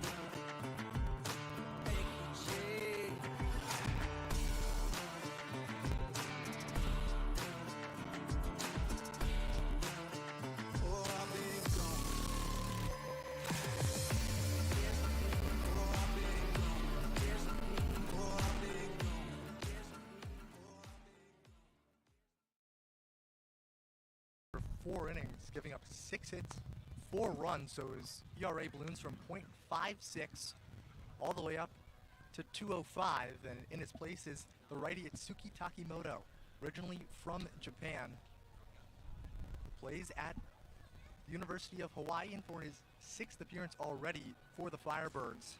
9 1/3 innings pitched. He is a 193 ERA, and he's facing the Mariners for the first time this season. It's 9-1-2, due up in the order for Harwich. Yeah, and Takamoto, a guy who was a 2A guy as a freshman. Since then, the 6'3", 200-pounder, coming off his freshman year, has transitioned more to an inning-by-inning reliever here on the Cape. A 4.10 ERA for the Rainbow Warriors this past year. So Cam Maldonado, backup in the batter's box, was set to face Michael Foltz in the top of the 4th, but Tommy Barth got picked off at second, so Maldonado gets the bat now again, but this time facing Takimoto, whose initial offer is a slow breaking ball, drops beneath the zone. 1-0 to Maldonado, who had a 3-run shot last time up in the 2nd. Takimoto, known for his sub-70-mile-per-hour curveball, but blows by a fastball. Blows a fastball by Maldonado, I should say, and it's 1-1. 30-mile-an-hour difference almost between those two. Goes back to the heater. That's upstairs at 91 miles per hour. 2 balls and a strike to Maldonado. But it really gets on you quick when you have the slow curveball. 2-1. And it's fouled back. Another fastball behind home plate into the netting. 2 balls, 2 strikes to Maldonado.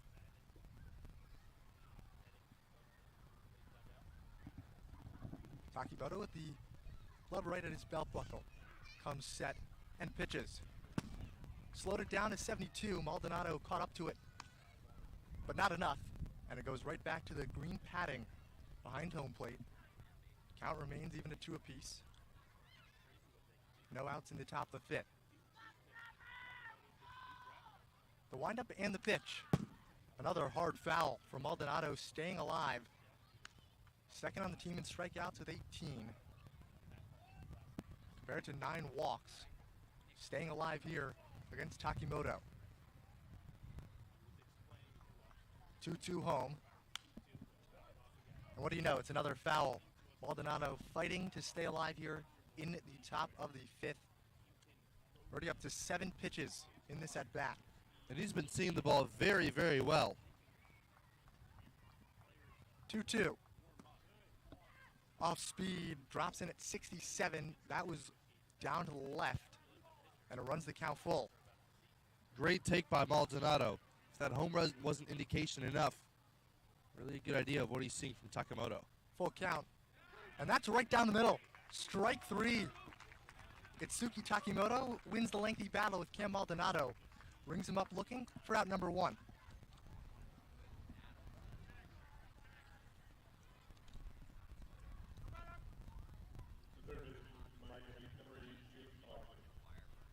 And now Jake Ogden up, who took over Bristol Carter's spot in the lineup. He gets the bat for the first time and looks at a ball above the zone. And Ogden's been playing a lot, this time out of necessity after Bristol Carter dove for a ball. Takimoto brings it down with another fastball. That's a called strike to Ogden, transferring from UNC Greensboro to the University of Miami for his junior season. Smacks it foul. Down the right field line into the netting. 1-2 to Ogden. So again, he comes in to lead off for Carter, who left after making that diving attempt, but he's in at third. 1-2. Head high. Dropped by the backstop Zhao. Fortunately for Orleans, no one on base, so it's 2 balls, 2 strikes to Ogden. Started off hitting the ball really well, now down to 246 in 18 games with 2 homers, 11 RBIs. 2-2. Takimoto along set, and the offer. Ogden lunging for it. Just makes contact. Sends it back. Stays alive 2-2. Went 0 for 3 last night against Hyannis with a strikeout. 2 balls, 2 strikes with 1 out here in the top of the 5th. Takimoto, long wait, and he gets Ogden to swing and miss. Slowed it way down with the breaking ball and picks up his second strikeout in as many at-bats. Just a little soap bubble floating over the outside corner, and Ogden could not resist.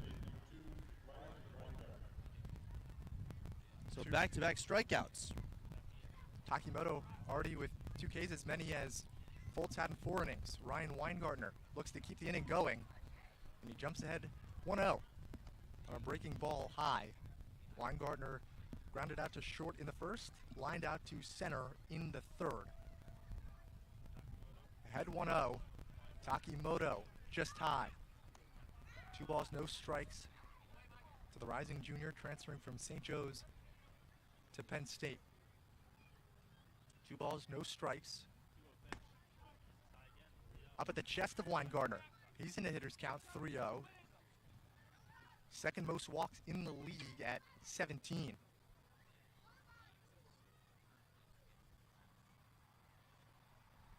The offer? That's right down the plate. 3 balls and a strike to Weingartner with 2 outs in the top of the 5th. Harwich leading Orleans 4-2. 3-1 from Takimoto. And that's upstairs. Ball 4, Ryan Weingartner works his 18th walk of the season. First of the day for Harwich. And the Mariners have a runner on with 2 outs. Yeah, good sign for Weingartner. Hard contact turning into an out his last time up. This time able to stay disciplined, staying to his approach. Weingartner on first is a threat to run. 6 for 8 on stolen bases, but also a dangerous bat in the right-handed batter's box for Harwich, and Danny Dickinson, who started the game at third, now playing left field for the 2nd time ever. Weingartner with a high jump. Zhao snapback throw to first. Weingartner slides in safely. 1-0 count to Dickinson. Little surprising there with the 2 extra shuffles timed perfectly from Weingartner that he didn't take off. Dickinson got the night off yesterday. Had a strong 2-for-5 performance Sunday at Chatham, where he had a bases clearing triple. 1-0. Another pitch up at the neck of Dickinson. 2 balls, no strikes. Weingartner leads off first after the walk with the black sliding mitt and lunges back to the bag as Takimoto checks on him.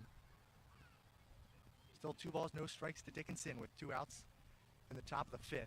Mariners in front of the Firebirds 4-2. The pitch is smacked foul by Dickinson over the grassy hill in right field. In the parking lot, 2 balls and a strike. And despite only 1 man reaching, this has turned into a very long inning for Takimoto. 23 pitches, 24th coming up. 2-1. Weingartner with a long lead. Dickinson lays down a bunt. Takimoto fielded barehanded, throw on down to first on the money. Quick bunt from Danny Dickinson wasn't catching Itsuki Takimoto off guard. Allows a base runner on a walk, but shuts down the rest of the hitters. 2 strikeouts and a ground out. Harwich still on top, 4-2 though, heading to the bottom of the 5th on the Harwich Mariner Network. Hey Mariners fans, whether you're at White House Field or cheering from home, gear up with some official Harwich Mariners merchandise. Order online or visit our booth behind home plate. See you soon, and roll NERS.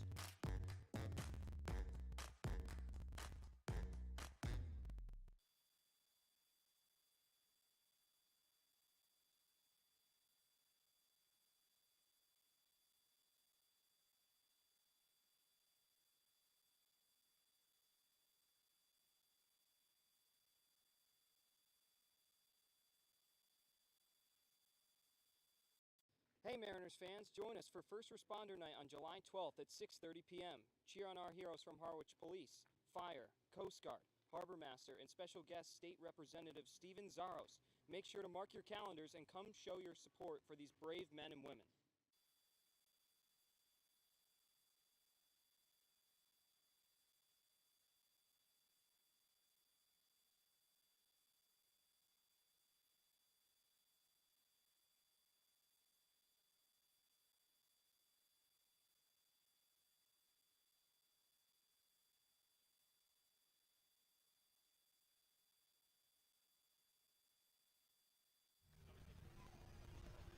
Firebirds looking to mount a little closer, trailing 4-2 here in the final half of the 5th inning. Skylar Wilkes with Carson Trail. Thanks so much for joining us here for meeting number 3 between Orleans and Harwich, this East Division matchup. Mariners have won the first 2, but are in the midst of a 5-game skid sitting at 9-11.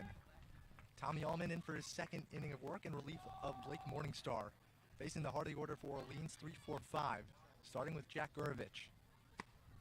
An initial offer is middle outside, 1-0 to the left-handed first baseman who hasn't had an official at-bat yet. Walked in the first, hit by a pitch in the 2nd. And this one is hammered high in the air to right field. Barth right back at the wall, reading it, and it clears. Jack Gurovich says, "See you later," with a solo shot to right, and the Firebirds now trail by just 1 run. It's 4-3 in the bottom of the 5th. That one just carried far enough. The wind died down for just long enough. And despite the effort of Tommy Barth leaping over the wall trying to pull it back, just could not snare it. And Gurovich has a home run. First home run of the year for Jack Gurovich. Allman responds. This one is belted to right field. Barth right back to the same spot. This time he's able to catch the laser from Isaac Waxman right at the warning track. A loud out for number 1 for Orleans. Firebirds being aggressive against Allman, looking for that fastball up in the zone. That's typically his strength as a pitcher, but I think we might start seeing him mix it up a little bit more. 1 gone, 4-3 Harwich lead with Austin Smith up for the third time. And this one is lifted high in the air. Foul. And into the road behind us here, just to the right of the third base dugout. Hunting first pitch fastball, these birds are. Allman goes with a curveball. Freezes Smith. It's 0-2.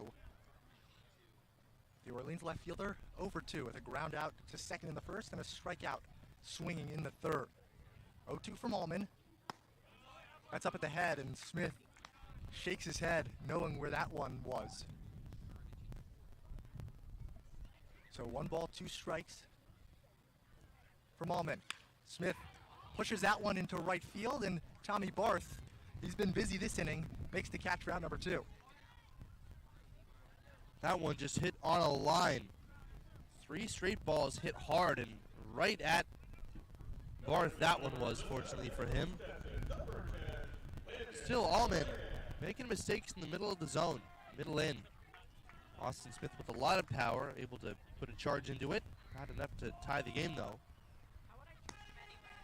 First pitch outside to Landon Moran, an ASUN foe of Allman, who spent his first 3 years of college baseball at Jacksonville while Moran plays at Stetson. 1-0. And that is skied high in the air. Foul over the Harwich dugout. 1-1 to Moran. Grounded out to second in the second and walked in the third. 1-1. Breaking ball is smoked right into right. And Landon Moran keeps the inning going for Orleans with his first base hit of the game. Yeah, these lefties and also the righty Walksman hit the ball very hard. Moran aboard for his second time today. And now Mike Mancini, who has been seeing the ball well against the Mariners this year. Mancini 2 for 7 on the year against Harwich with a double. That one came in the last outing when he went 1 for 4. First pitch is nearly spiked in the dirt, kept by Winslow in his mitt. 1-0 to Mancini, walked in the second, grounded out to first in the third. And Macon Winslow is playing really well behind the plate right now. Yeah, he's been knocking just about everything down. Knock on wood, have not yet had one get by him today. 1-0 to Mancini. Moran a slight lead, anchored by Anderson at first. And Mancini laces it foul just beyond the Harwich dugout third base side, 1-1. Middle infielders playing just on the edge of the outfield and the dirt, with the second baseman Curlin standing in shallow right field. Third baseman Ogden just beyond the bag, shaded in a little. The pitch is shot out to center, and it ends up right in the right glove of Matt Scannell. So some hard outs by Orleans bats, and somewhat paid off. Jack Gurvich with a leadoff homer to right. Also a single in the inning from Landon Moran. It's now just 4-3 Mariners, heading to the 6th on the Harwich Mariner Network. When you need to be seen for a minor illness or injury, Cape Cod Healthcare Urgent Care is here for you with high-quality, full-service walk-in care. ER expertise meets urgent care convenience at our 6 urgent care centers, which are staffed by board-certified ER providers and located Cape-wide from Falmouth to Orleans. Cape Cod Healthcare Urgent Care is open daily and offers a cost-saving option for everything from sprains to stitches, with timely treatment in under an hour for most patients. View online wait times at capecodhealth.org/urgent care. Cape Cod Healthcare Urgent Care. Minor emergencies, major attention.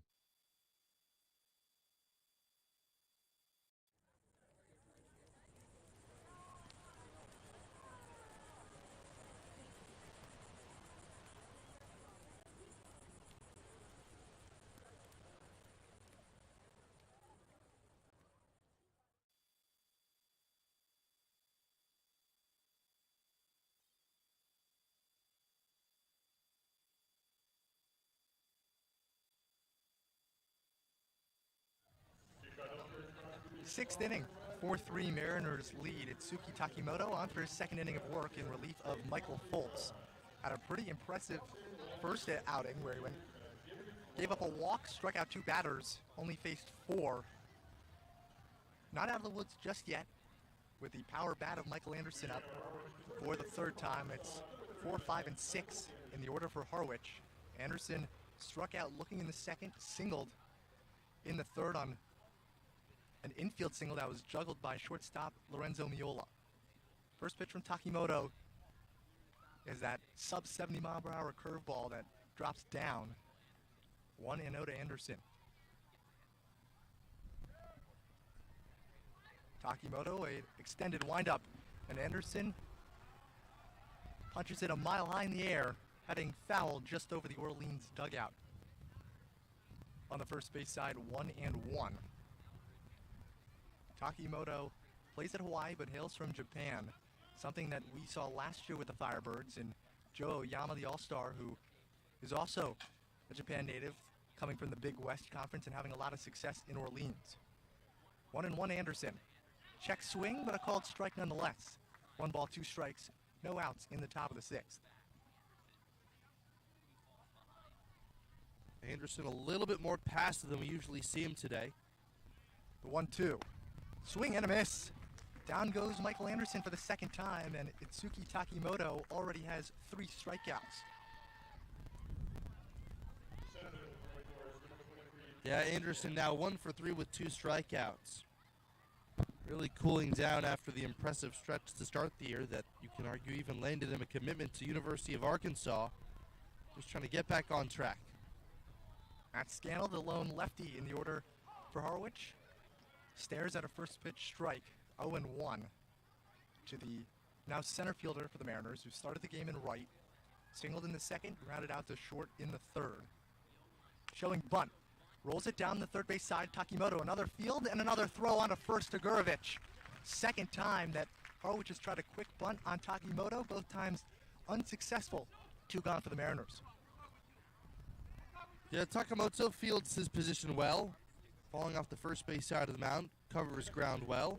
Sort of double clutches before he fires to first. I think he knew how much time he had, but for a faster runner to be able to do that might put him in an uncomfortable position if he has to just pick it up and throw. Another quick 2 outs for Takimoto. Cade Curlin in the right-handed batter's box. Falls behind on that slow curve. 0-1 to the second baseman who doubled in the second. Flew out to right in foul territory in the fourth that nearly left the park. Takimoto skips it in the dirt away from the catcher Zhao. 1-1 to Curlin.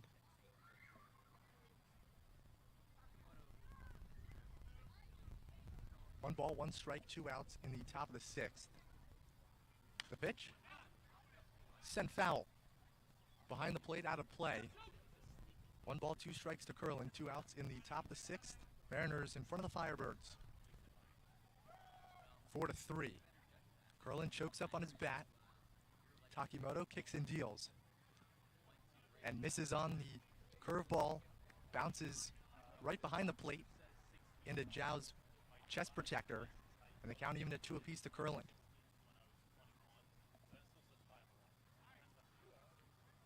Takimoto rocks and fires.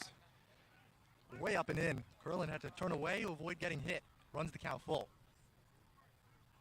Yeah, looking a bit startled at that. Understandable. A couple of pitches below 70. All of a sudden you get a fastball high and tight. Full count to Curlin. 2 outs, top of the 6th. Payoff from Takimoto. Curlin with a swinging bunt.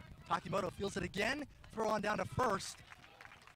And he might, two-way player for a reason. I think it's showing. Itsuki Takimoto putting on a clinic in the field. 1-2-3 for the Mariners. A strikeout and 2 groundouts. Firebirds staying close, trailing 4-3, heading to the bottom of the 6th on the Harwich Mariner Network. Here at the Mass State Lottery, we're known for our monster wins.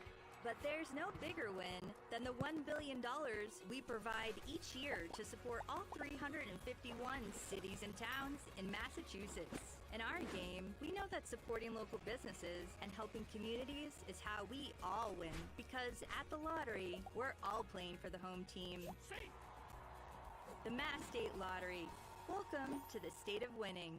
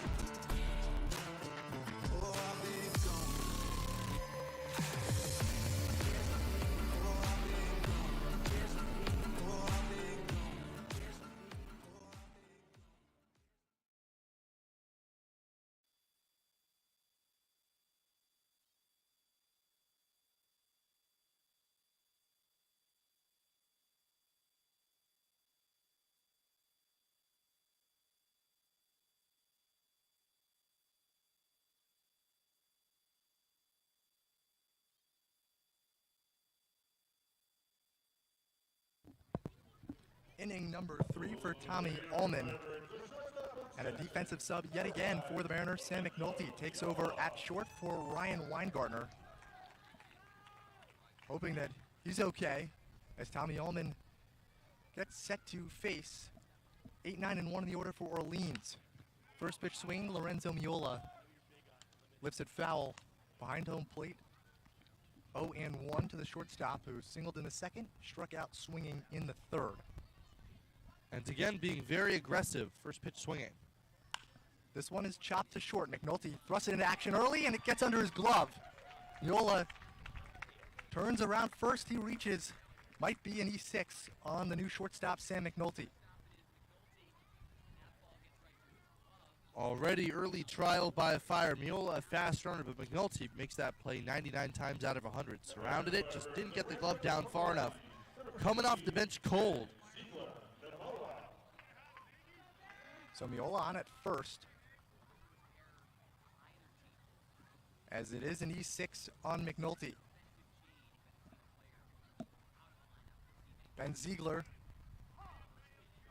takes a first pitch strike towards the top of the zone, 0-1 to the right fielder, who drove home a run with a single in the second, flew out to center in the fourth. 0-1 with Miola on first. This one is driven high in the air to right field. Barth chasing it back, and that ball is gone. Ben Ziegler Namoa leaves the park for the first time this season, and the Firebirds take their first lead of the game. It's 5-4 in the bottom of the sixth. And with the amount of hard contact that Allman had been giving up, including a home run the previous inning, that felt like that may have been coming. Ben Ziegler got a fastball mistake, middle of the plate, and turned it around, clearing the 314 fence and deeper with ease.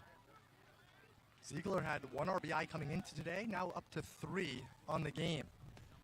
Allman responds with a first pitch strike, fastball to Hudson Shoup. Represents the top of the order for Orleans.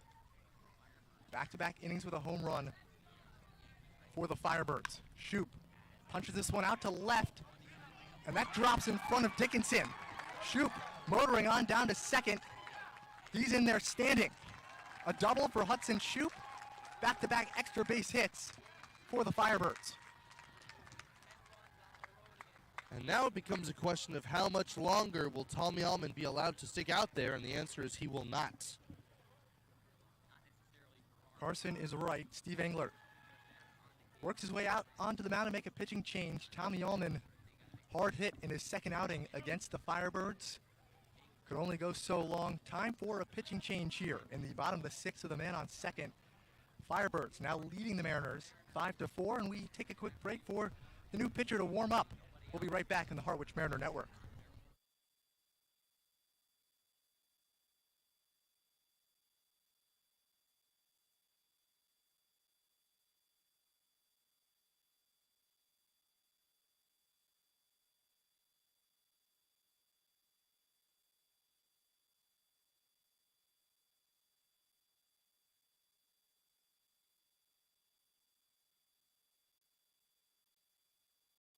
Whether you're at White House Field or cheering from home, gear up with some official Harwich Mariners merchandise. Order online or visit our booth behind home plate. See you soon, and roll NERS.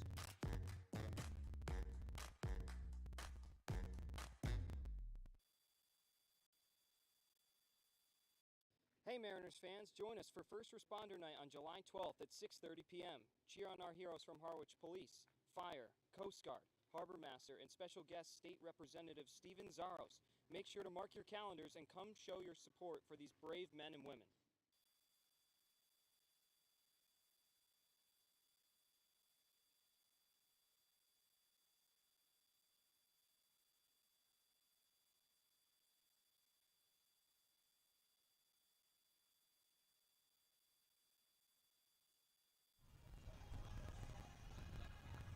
Welcome back to Eldridge Park, where the Firebirds have now taken the lead over the Mariners in the bottom of the sixth, and Tommy Allman's day is done. His line's still open after Hudson Shoup doubled. He stands on second. It's southpaw JT Gibson transferring from Virginia Tech to Kennesaw State, on the bump for his 5th appearance of the season for the Mariners.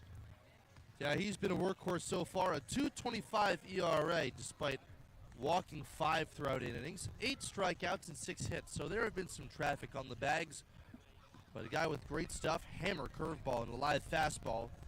Let's see if he can keep what is now a deficit right where it is. Coming in with some early traffic as well. Hudson Shoop on second, nobody out. In need of some clutch pitching here. Gibson a 2.25 ERA, last pitched on the 4th of July against Brewster, where he gave up 1 run. It was a moonshot by Brody Donay of the Whitecaps in 2 innings of work. He's facing 2-3-4 now in the order with a man on second, no outs. Hadim Zhao 0 for 3 with 2 flyouts and a line out to right. So he's been making strong contact. And now Orleans begging for a balk on Gibson. And Mickey Garcia, currently stationed behind second, said that he was not on the mound when he dropped the ball. And now they're beckoning for a meeting.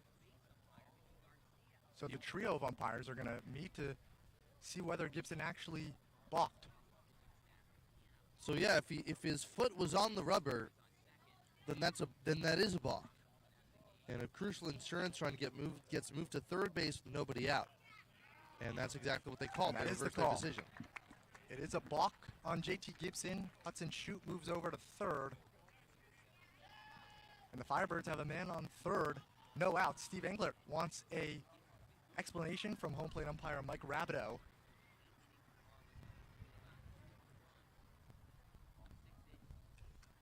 Well, I guess that the third base umpire, Joe LaBella, may have had a better view at that than the umpire that made the call, Mickey Garcia, but it's so rare that you see a judgment call like that get reversed. So now Hadim Zhao ready to face JT Gibson with Hudson Shoop standing on third after a double and a balk. Gibson now in a tough spot in relief of Allman. And he starts his evening with a fastball upstairs, 1-0 to Zhao, who had a great day on Monday against Falmouth, 3 for 4 with a double. He's been the best hitter for the Firebirds through 11 games, big 385. 1-0, and a miss way outside from Gibson.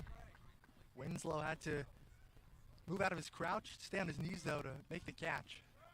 2 balls, no strikes to Zhao with Shoop on third. Orleans leading 5-4 over Harwich. The pitch. Too far in. Hitters count 3-0 to Zhao.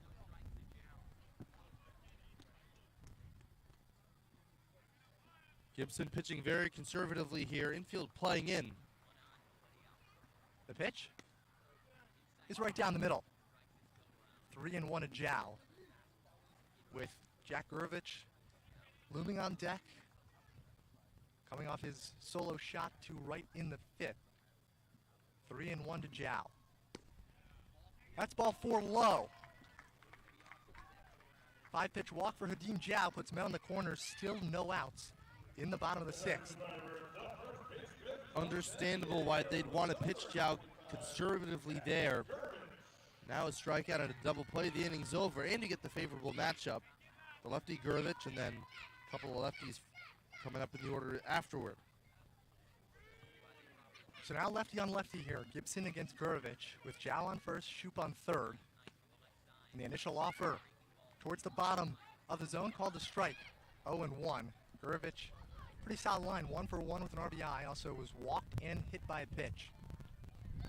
Wide stance in the left-handed batter's box with the bat arched high over his head. Gibson too low on the fastball. A ball and a strike to Gurvich. Coming off an all WCC second team season at the University of San Diego.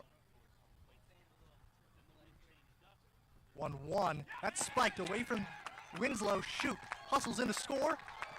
Zhao on his way to second. A wild pitch from JT Gibson gives the Firebirds a 6-4 lead in the bottom of the 6th. And that is the one hitch with Gibson this year.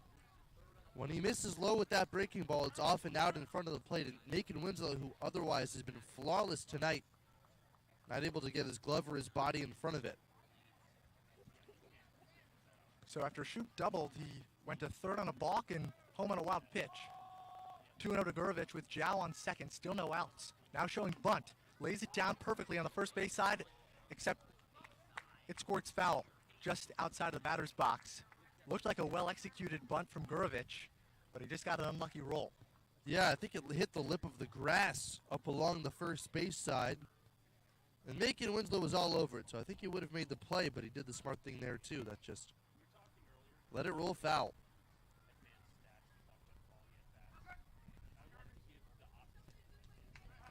Two and two to Gurevich, who slowly makes his way back to the left-handed batter's box. 2 balls, 2 strikes, no outs. Zhao leading off of second.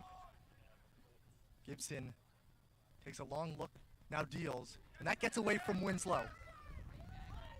Gurevich had to duck to avoid getting hit as Zhao makes his way on down to third. Looked like Winslow might have had a chance on it, but it got away.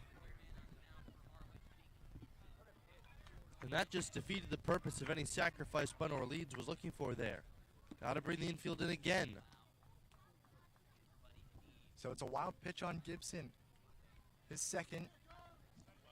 Full count to Gurevich with Zhao on third. Infield playing on the edge of the grass for Harwich. Winslow calls time. And Gibson seems to be having pitch comm issues, maybe with an incorrect wristband. And Macon Winslow takes the black wristband off his left wrist and trades out with assistant coach Freddie Mosier to get on the same page here as Gibson ahead of an important pitch. 3-2 to Gurevich. So important that Winslow and Gibson are on the same page. Formative at bat in this one, even with the Mariners already trailing. 3 balls, 2 strikes, no outs. Man on third for Orleans. Payoff from Gibson. It's just outside, ball 4. Jack Gurevich works the walk, second issued by JT Gibson. Puts men on the corners, no outs for Orleans. And 5 straight have reached to start this 6th inning. It all started with an error after Sam McNulty was freshly entered into the game. A homer, a double, and now back-to-back walks. First 2 batters have gotten free passes from Gibson. Isaac Waxman, one of the newest Firebirds on in the batter's box, the right-handed one. Pitch way up and away from Gibson, 1-0 to Waxman. Lined out to right in the 5th, also struck out looking in the 2nd, flew out to center in the 1st. Gurevich on first with Zhao on third, no outs. And a hearty foul behind home plate over the press box here at Eldridge Park, 1-1 to Waxman, rising junior at Xavier. Just his 4th game with Orleans. Went 2 for 4 on Monday at Falmouth with a homer and 4 runs batted in. 1-1. Pieced high in the air to right field. Barth drifting back. He reads it. Zhao breaking for the plate. He's in, standing up. It's a sac fly for Isaac Waxman, and the Firebirds extend the lead. It's 7-4 here in the bottom of the 6th. And another run comes across, that time needing the sac fly. At this point, you're grateful to take any out you can get, but still in a dangerous part of the lineup with Smith up and Moran to follow. Only 1 out for Orleans with Gurevich on first. Austin Smith, left-handed batter. First pitch swinging deep into the night sky. Tommy Barth reading it, but it's called off by center fielder Matt Scannell, who sees Gurevich. Back to first. There was a convergence between Curlin, Barth, and Scannell, and it's the center fielder who makes the call and makes the catch for out number 2. I think he may even have had a play on Gurevich at first base, just took a little bit too long to get the ball out of his glove and decided not to make an unnecessary throw. 2 gone for Landon Moran with Gurevich on first. And Gibson, fastball upstairs. Winslow pops out of his crouch to see Gurevich back. 1-0. And on first has 1 for 1 on stolen bases this season after taking 5 at San Diego in the spring. This one is Driven out to right field in front of Barth. It's down. Landon Moran keeps the inning going with a 2-out single and gives way to Mike Mancini. Third hit of the inning for the Firebirds. And now Mancini, the 9th man to come to the plate. That's the second straight game where it feels like there's really been one inning where the game has slipped away from the Mariners. This one's still within reach, but this inning playing a big part in whatever the result of this game may be. Harwich trailing 7-4 now with 2 outs in the bottom of the 6th. Mike Mancini looks at a first pitch breaking ball for strike 1. Moran on first, Gurovich on second. Mancini lined out to center his last time up in the 5th. Gibson, 2 checks on Gurovich. Swinging and missing as Mancini had a pitch well in the dirt. And Gibson a pitch away from getting out of this. No balls, 2 strikes, 2 outs. Men on first and second in the bottom of the 6th. Firebirds have put 3 runs across to take a 7-4 lead. The pitch? Punch foul. Over the third base dugout. Count remains 0-2 to Mancini. Just finished his junior year at James Madison. Had a solid campaign inning .330 and is transferring to Vanderbilt. 0-2 to Mancini. 2 outs. The pitch from Gibson. Sent foul again. Third base side. Mike Mancini fighting here against JT Gibson. Yeah, Mancini walked, lined out, and bounced out in this game. But before that yet, hits in each of his first 2 games against the Mariners. A threat for sure. 0-2. Check swing from Mancini. And he goes, says home plate umpire Mike Rabideau. So JT Gibson finally puts the inning to rest. Not before the Firebirds come alive here at Eldridge Park. 9 hitters come across. A total of 4 runs in the frame with 3 hits and an error. Firebirds now 7-4. Heading to the 7th, where my partner Carson Trail takes you the rest of the way. You won't want to miss it right here on the Harwich Mariner Network.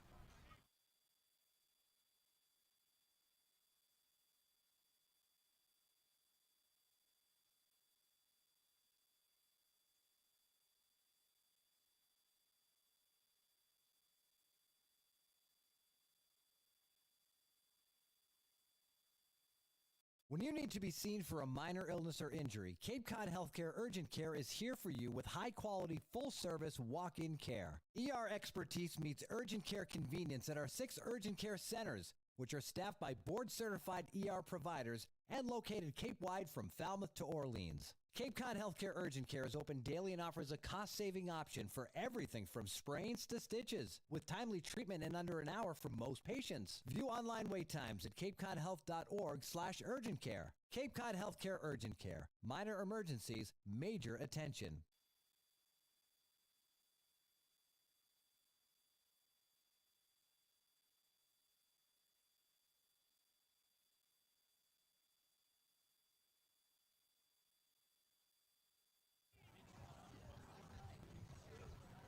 Seventh inning begins with the Mariners down 7-4.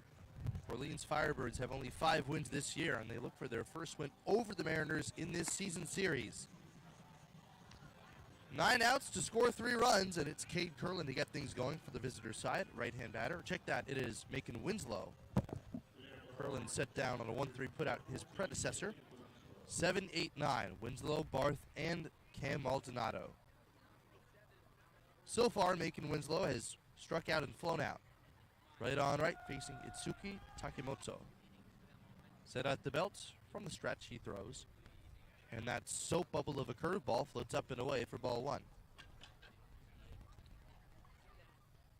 Winslow, an outfielder by trade at Duke, but he's behind the plate, splitting time with Luke Heyman. The 1-0. Swing and a miss. Not the slow breaking ball that time. Slider at 83 miles an hour. 1 ball, 1 strike.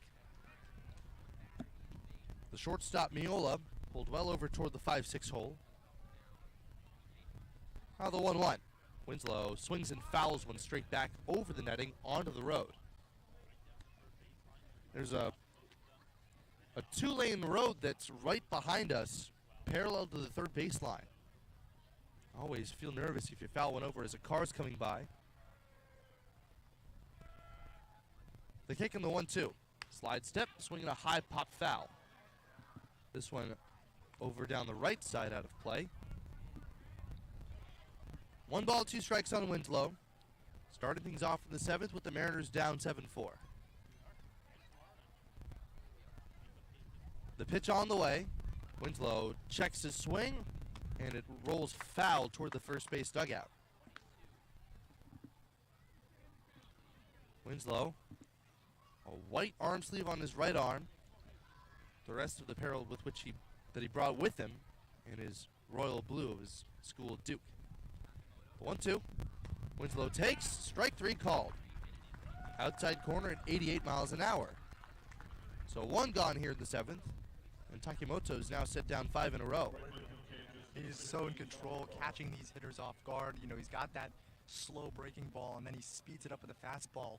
And the Harwich hitters just look a little confused. Now somebody who's been hard to impress from a batter's standpoint, Tommy Barth, 2 for 2 as he awaits the first pitch and watches it miss down and inside for ball 1. Tommy Barth, freshly committed to Kansas. The Ohio native spent his first handful of years at East Tennessee State as he swings the next pitch and fouls it into the glove of Hadim Jow. 1 ball, 1 strike. Infield's playing straight away again. Barth with that big open stance. Awaits the 1-1 pitch. He rips one to center field, falling fast, but in comes Moran to make the chest-high catch. 2 gone here in the top of the 7th. It looked like that was going to be soft enough to drop right in front of Moran, but Barth, unlucky this time, couldn't get his 3rd straight hit. 7-4 Firebirds looking for their first win over the Mariners this season. Despite a 4-run top of the 2nd, the Birds have scored 7 unanswered since then. 4-run frame this past frame. The pitch. Cam Maldonado fouls the first pitch into the glove of Jow again. 0-1. Ball's flying out of the yard today. Maldonado homered in 2 straight.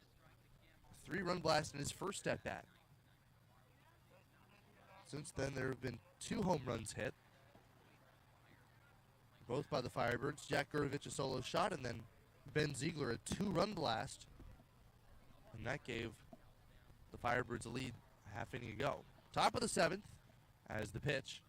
Swinging a high pop-up out of play. No balls, 2 strikes on Maldonado. Mariners have not been swinging the bat well in the middle innings. Not gotten a hit since the 4th. No balls, 2 strikes. Maldonado rests the bat on his shoulder. Now the stretch. Fastball very high at 90 miles an hour. Takimoto does not throw all that hard, but with a fastball up in the low 90s and a breaking ball in the high 60s, able to keep most Mariners off balance so far. The righty, glove set, belt high, kicks and fires. Swing and a miss.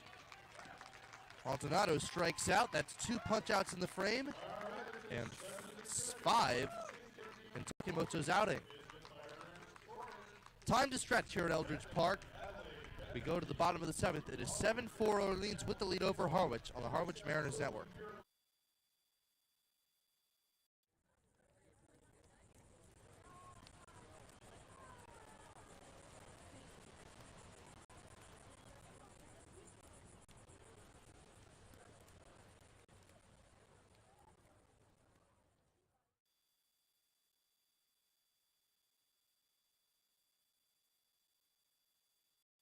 Here at the Mass State Lottery, we're known for our monster wins. But there's no bigger win than the $1 billion we provide each year to support all 351 cities and towns in Massachusetts. In our game, we know that supporting local businesses and helping communities is how we all win. Because at the lottery, we're all playing for the home team. The Mass State Lottery. Welcome to the state of winning.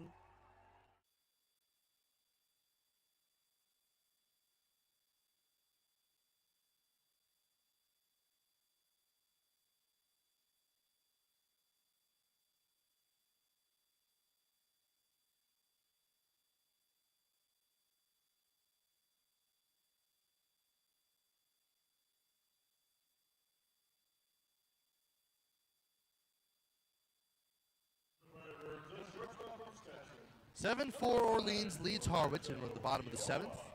Eldridge Park, the sun has set and the clouds have slowly rolled by. Clear blue sky overhead slowly darkening and crescent moon high above us. JT Gibson, he's back to work facing Lorenzo Miola, right-hand batter. First pitch, Miola takes down and inside for ball 1.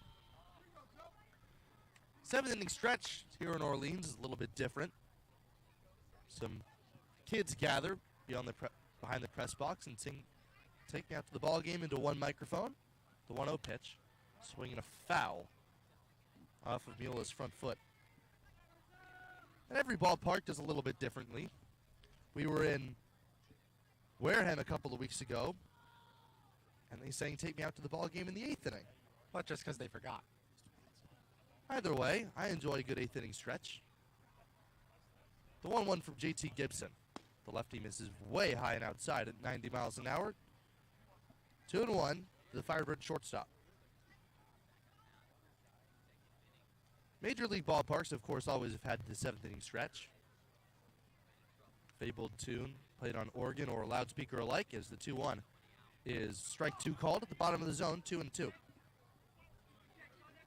What you may not know, and if you've been to a game deep into extra innings you might, is that there's also the 14th inning stretch. As the games drag on, got to get up off your feet as the 2-2 is a rolling ground ball foul up the third base side.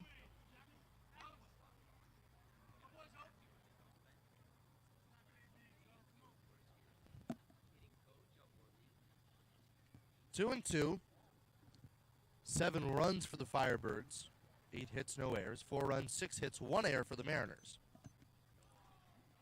Gibson, the lefty, transferring to Kennesaw State, kicks and fires. Breaking ball way up and outside. The count full 3-2. 9 men came to the plate in the previous inning.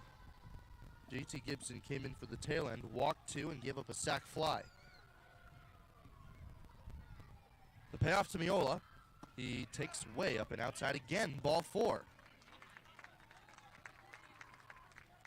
So Miola walks to start the last half of the 7th, and now Ben Ziegler.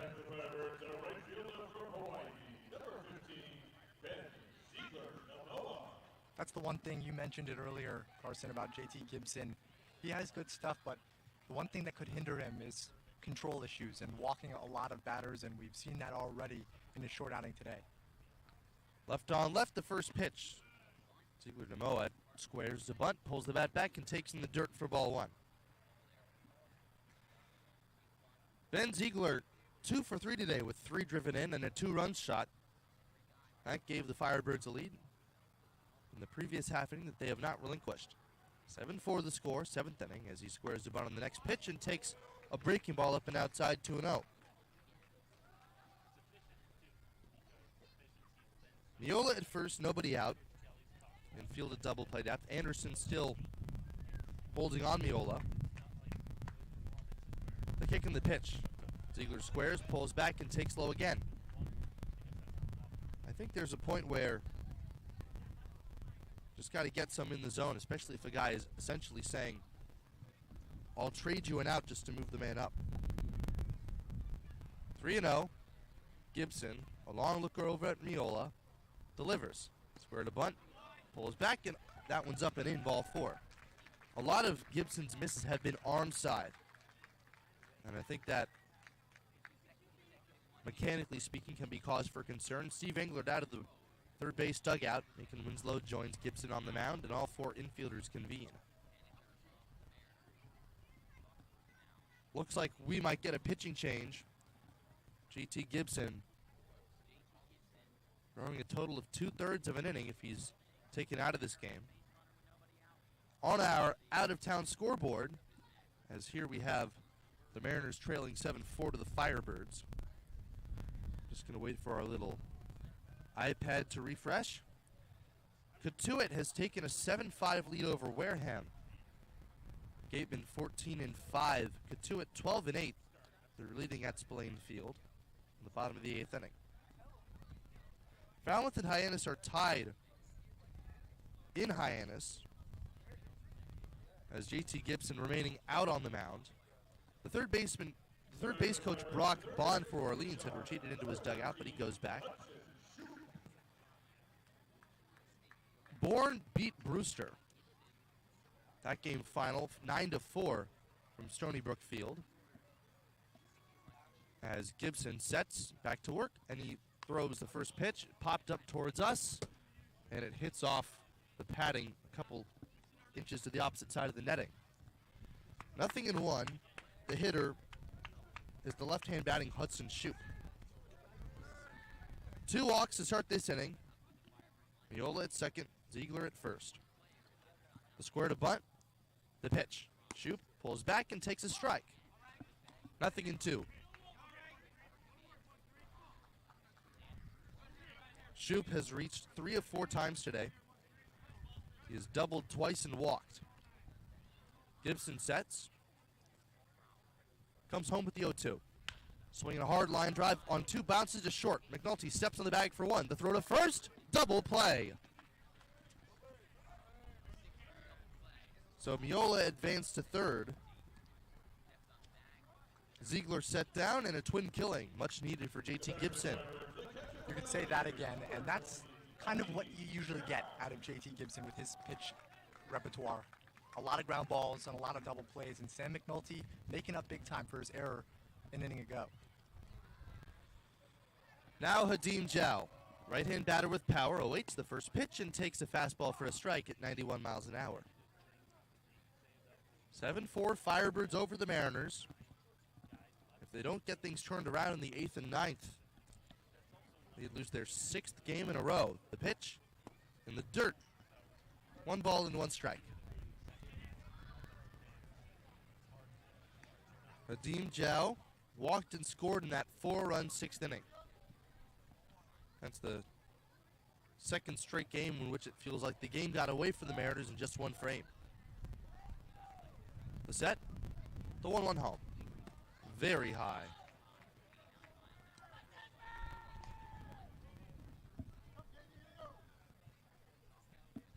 Jow, wielding an all-black wooden bat, takes a couple of practice swings and settles in, facing the lefty Gibson. The pitch, change up inside, and that glances off of Jow's front leg. It trickles to the backstop, but in any case, Miola has to remain at third, a hit by pitch, and they have runners at the corners with 2 men out.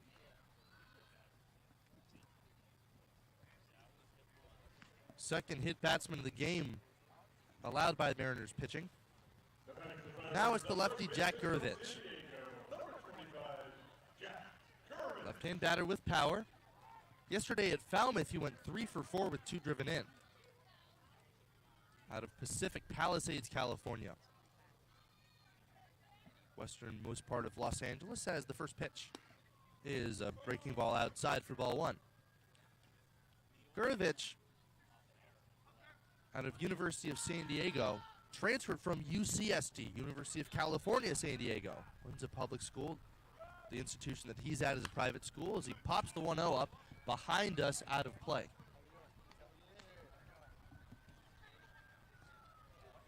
Seven 4, Firebirds with the lead. 2 on, 2 out in the 7th inning. The pitch. Runner takes off from first. The throw to second from Winslow. The tag by McNulty. And he's out. Orleans tried to get the double steal, but Macon Winslow throws out Hadim Jow to end the 7th inning.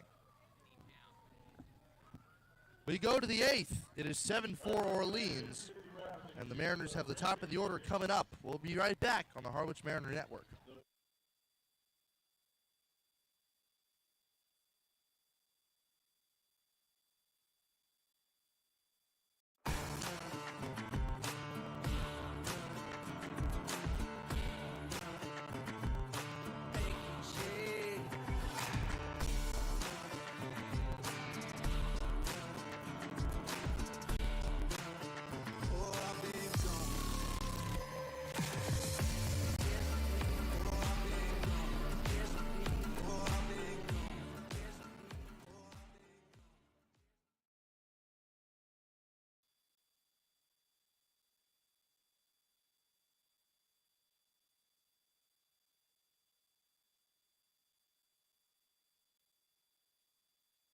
Hey Mariners fans, whether you're at White House Field or cheering from home, gear up with some official Harwich Mariners merchandise. Order online or visit our booth behind home plate. See you soon, and roll NERS.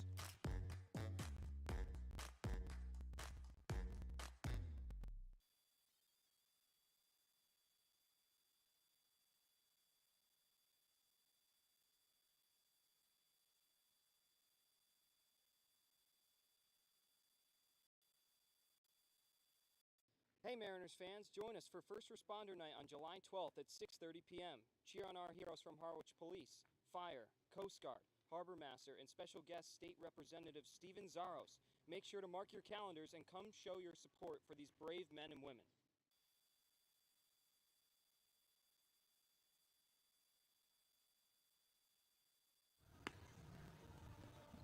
(7-4) Orleans with the lead over Harwich.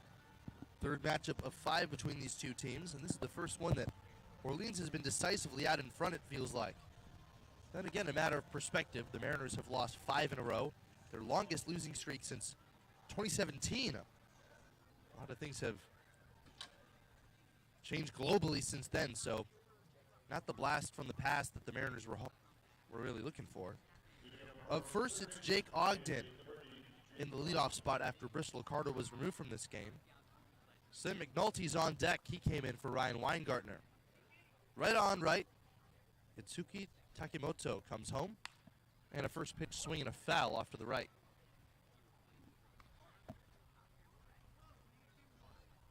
Takimoto set down 7 in a row and 9 of 10. The righty holds and fires. Called strike 2, outside corner at the belt on a fastball. Takimoto, shoulders askew towards home plate, comes set. Now the 0-2 pitch.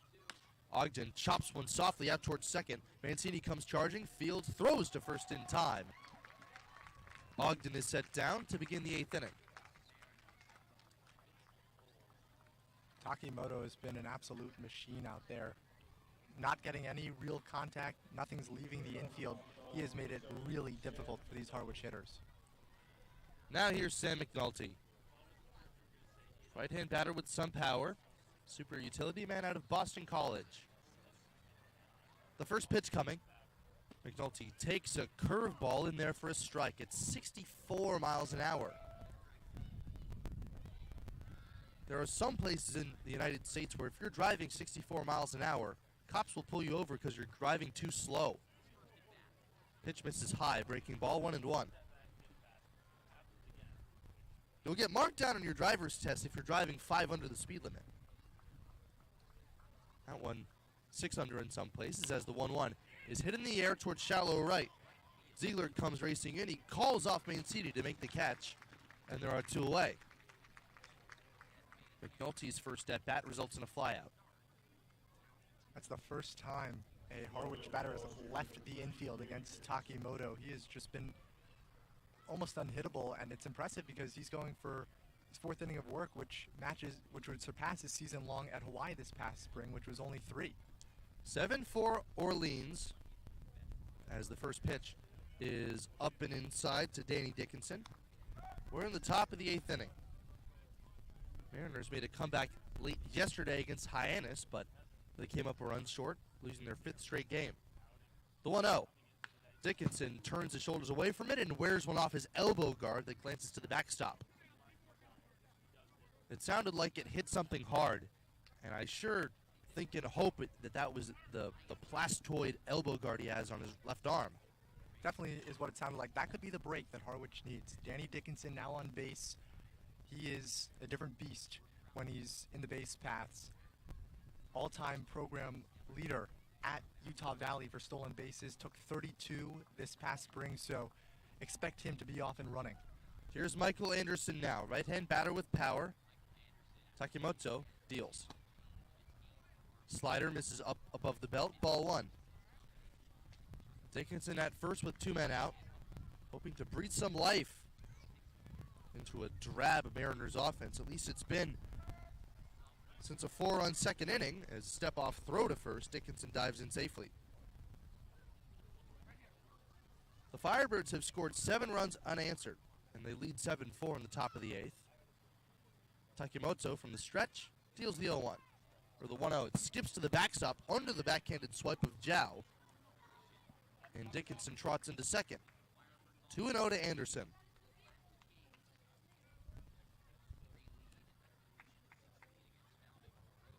Anderson singled in the 3rd inning and has struck out his other 2 plate trips.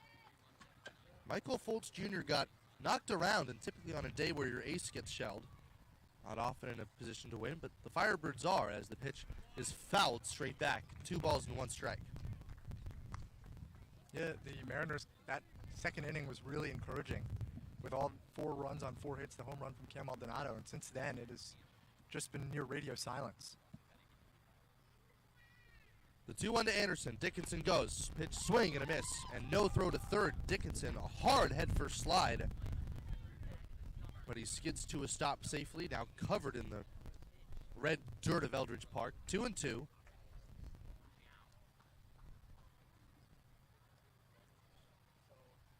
Here's the pitch. Anderson pops one high off his hands to the right. It carries over the lamppost and lands halfway up the hill. 2-2. Anderson trying to drive home his fellow transfer. Anderson from Rhode Island to Arkansas. Dickinson at 3rd from Utah Valley to LSU. Some big names. As the 2-2 pitch, swing and a miss. A foul tip into the glove of Zhao, strike 3, and the side is retired. Takimoto picks up his 6th strikeout as we go to the bottom of the 8th. The score is Orleans 7 and Harwich 4 on the Harwich Mariner Network.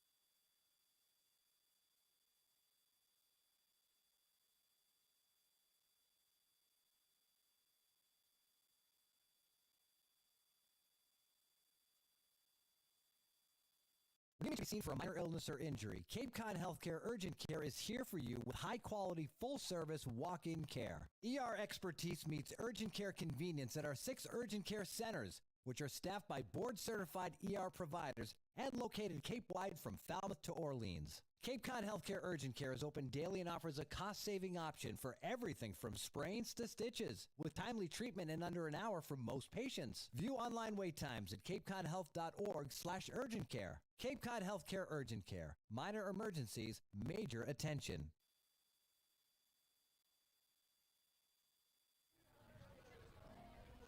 Last of the 8th inning at Eldridge Park. JT Gibson, the southpaw, still out there for the Mariners. He's facing, let's see, Jack Gurovich, Isaac Waxman, and Austin Smith. Gurovich stood helplessly by as a caught stealing ended the previous frame. First pitch. Breaking ball pops up out of the zone for ball 1. 7-4, Firebirds with the lead, looking for their first win over Harwich of the year. Left on left, Gibson, the lefty from Kennesaw State, comes home. Swinging a fly ball deep left field. Down the line, way back there. It is a fair ball, 1 hop over the wall. And Gurovich is awarded with an automatic double.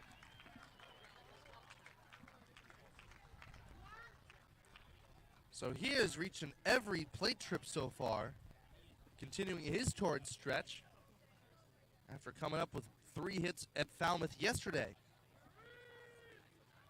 Reaching in all 5 plate trips, and now Isaac Waxman. Right-hand batter with power. His best hit ball of the day was flagged down in the 5th inning. A rocket off of Tommy Allman that Tommy Barth tracked down. Gibson checks on second and deals. Fastball up above the zone, ball one. Walksman 0 for 3 with the sac fly and a run down it in. White pants tight around his legs. Red Sox peeking out from his ankles. The 1-0. In tight. 2 balls and no strikes. 7 runs, 9 hits, no errors for Orleans. 4 runs, 6 hits, 1 error for the Mariners. They've also walked Orleans 8 times. As the 2-0, up and away, ball 3. The Firebirds are a team whose offense has struggled almost historically through this point in the year. And one of the reasons it's been the case is because they've walked fewer times than any other team in the Cape League. The 3-0. Strike one called. And another interesting fact about that, Carson, is that the pitching staff for Harwich has given up the 3rd fewest walks. So it's just a real interesting contrast. The 3-1 pitch. Gibson gets a called strike 2 on the outside corner. Walksman taking both of those. Not happy particularly with either call, but the count's full. A chance for him to hit as the payoff is just inside, ball 4. So that's the 9th walk allowed by the Mariners pitching staff. Runners at first and second, nobody out. Now Austin Smith. 7-4 the score, Mariners trailing. They've lost 5 in a row and a couple of heartbreakers each the last 2 days. They visit Chatham, responsible for one of those tomorrow. Austin Smith squares to bunt. The lefty fouls it off himself. Hit him gently in the helmet before Macon Winslow snared it. Strike 1. Gurevich at second, Walksman at first. Nobody out in the inning. 2 straight, actually 3 straight have reached off of Gibson. The previous inning drew to conclusion on a caught stealing. The long hold. Now the 0-1. Square to bunt. It pops off his bat up the third base side. It's going to roll and roll and roll, and it stays fair.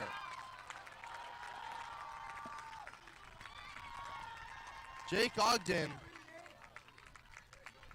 patting his chest as though he takes responsibility for letting that roll, but that one that you typically see kick foul. So the bases are loaded. I wouldn't say it's anyone's fault, really. It just, like you said, expected it to go foul as it usually would per physics, and Austin Smith just laid it down perfectly and gave way to Landon Moran to do some real damage. Left-hand batter with power awaits the pitch, and he takes high. 1 ball, no strikes.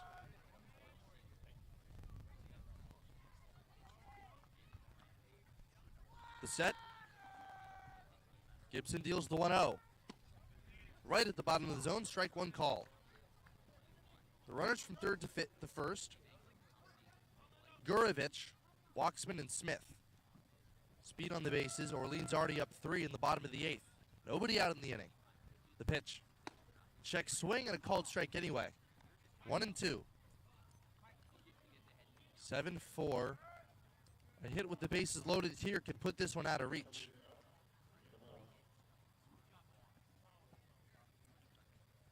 Mike Mancini waiting on deck. Moran, who has singled twice and walked, reaching in 3 of 4 trips. Up against JT Gibson, turning his shoulders at the lead runner Gurevich away from third. Gibson deals. Swinging a foul tip off of Winslow. Trickles away from him, and the home plate umpire, Mike Rabideau, goes out to give Gibson the next ball himself. So Macon's a little shaken up, but he's all right. Standing upright behind home plate. Now he straps the skull cap back on. 1-2. The pitch on the way. Way up and inside. Moran ducks out of the way. And it's 2-2.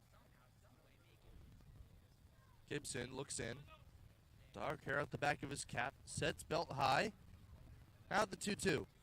Swinging a pop-up on the infield. The umpires rule the batter out automatically as McNulty makes the catch right at the second base bag. That was a humongous out for JT Gibson and the Mariners, because now he's a pitcher that is used to getting double play balls like he did in the 7th, and now if you get a double play here at Mancini, it ends the inning, no run score. So much needed out there, and impressive work by Gibson getting through it. Mancini, a very fast runner from the left-hand side. Bases loaded, 1 out. 7-4 Firebirds, bottom of the 8th. The first pitch. Mancini rips at one and fouls it high off to the left. 0-1. Big knock here could put this one on ice. The Mariners have come back before, but they love to score. They love not to have to score more than 3 runs down to their final 3 outs. Now the 0-1. Strike 2 called. Fastball in the inside corner. All 4 infielders playing back. Not trying to make any outs at the plate. If they're going to turn 2, it's going to be the old-fashioned way. The 0-2. Swinging a foul. Off the screen above our heads.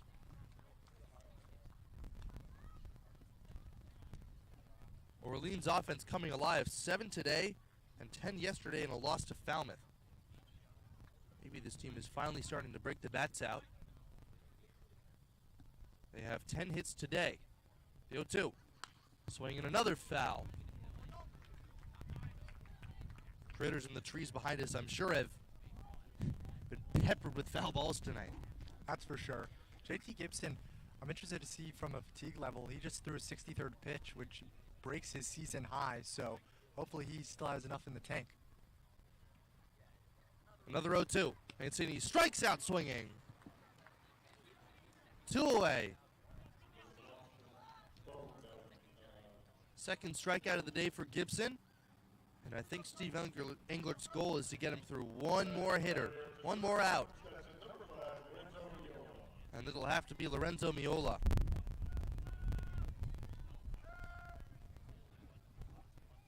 Shortstop entered this game hitting 100, but has reached base multiple times today as the first pitch is a fastball, missing below the zone, ball 1. A double, a walk, and a bunt single. Gurevich, Walksman, and Smith from third to first. 2 outs. Gibson's 1-0 pitch. Way up and out of the zone. Great snag by Winslow. Preventing yet another wild pitch.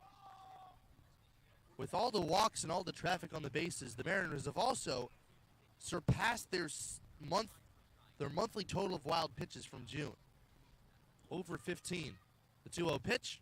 Miola whacks one high in the air to center. Scannell racing back, circles underneath it, and he makes the catch. So the Firebirds leave them loaded, and the Mariners are down to their final 3 outs, trying to avoid their 6th straight loss. We'll be back in just a moment. It is 7-4 Orleans with the lead on the Harwich Mariner Network.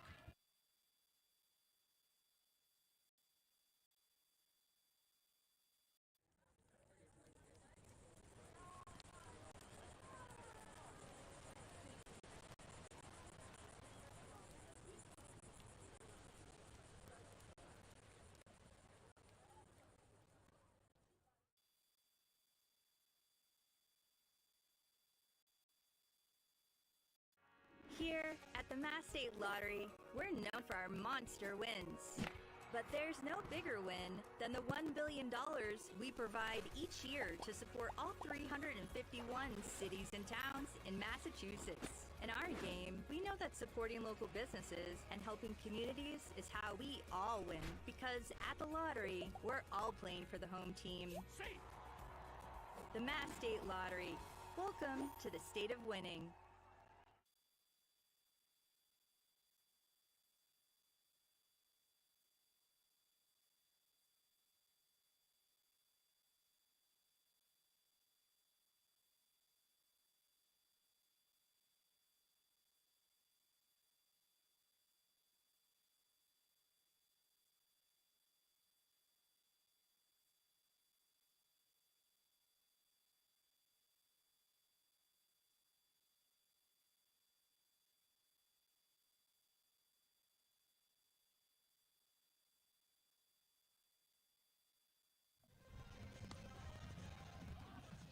Top of the ninth, Mariners down 7-4 to the Orleans Firebirds, eyeballing their first loss to the Birds this year. It's the 5-6-7, Matt Scannell, Kate Kurland, and Macon Winslow due up against the new right-hander, Tucker Bivin. Bivin taking over for Atsuki Takimoto, who goes 4 innings without allowing a single run or hit. 1 walk, 6 strikeouts. Bivin, the Firebirds are lucky. They have Sean Matson, the reigning Cape League reliever of the year. And Bivin out of Louisville, another closer-esque type of guy, 94-96 on the fastball with a sinker. He closed out 8 of the Cardinals' 16 ACC wins and led the team with 5 saves. So they kind of have 2 closers in a way. And Bivin now, after Matson pitched against Falmouth on Monday, Bivin in a big spot here to try to shut the door on the Mariners. 4 strikeouts, 4 hits, and a walk allowed in 2 2/3 innings. So Bivin, the right-hander, facing off against Scannell to begin the top of the ninth. The first pitch, Scannell takes a fastball low and outside for ball 1. That one read at 94 miles an hour. From the windup, Bivin comes home, swinging a pop foul out of play. Up into the trees to our rear. 7 runs, 10 hits for the Firebirds. Matching their total, I believe, from yesterday in the loss to Falmouth. 4 runs, 6 hits, 1 error for the Mariners, as the pitch is a changeup at the bottom of the zone. Strike 2 called. And that is why that fastball plays up. Bowling ball changeup and Scannell frozen. The 1-2 pitch. He smashes one past the reach of Mancini into right field, base hit. So Scannell, another multi-hit game. And he's aboard to start things in the ninth. 3 of his last 4 games multi-hit. Matt Scannell playing just phenomenal baseball, and he's been such a revelation for a team that has struggled to put the hits together. Scannell has not been that guy. He's really shined bright. If you get one more runner on, the complexion of this game changes dramatically.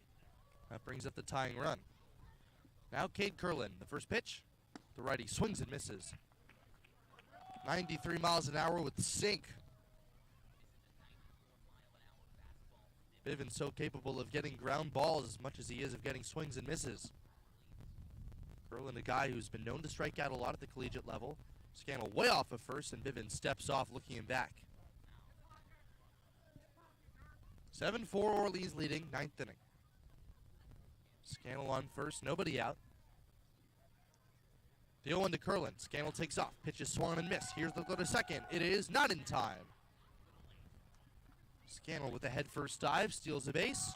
He's at second. And now the count 0-2 on Kate Kurland. Right-hander against right-hander. Kurland 1 for 3 with a double in that 4-run second. The Mariners could use another frame like that right now. Bivin shakes off the first sign. Tan leather glove pinned to his chest. The 0-2. Outside at 88. 3 pitches from Bivin already. The sinking fastball, the slider, just then, and also the changeup. Kurland choked up 2 inches on his bat, feet wide apart of the box. The 1-2. Kurland strikes out swinging. Ball in the dirt. Zhao pounces on it and tags out Kurland. 1 away. Kurland trying to say that it hit off his bat and that it's a foul ball. Couldn't tell from our vantage point here, but well protected by the catcher Zhao, with a pitch low in the dirt, kept in front and prevented Scannell from advancing to third. Runner at second, 1 out now in the 9th inning. Mariners down 3 for Macon Winslow, as the pitch is a chopper off of Winslow's front foot. And the field umpire, Mickey Garcia, rules that one foul. Macon Winslow did not break out of the box, and Mike Rabideau, the home plate umpire, initially did not call that a foul ball. But it's 0-1 instead of 2 outs. Sure, Winslow's grateful for that.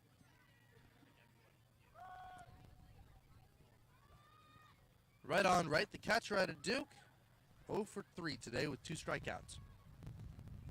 Now the pitch, Scannell goes, pitch misses down and in, there's no throw. Fastball at 92 miles an hour. Count even 1-1. Winslow, even stance. Bivin pitches. Called strike 2. Sinker on the inner half.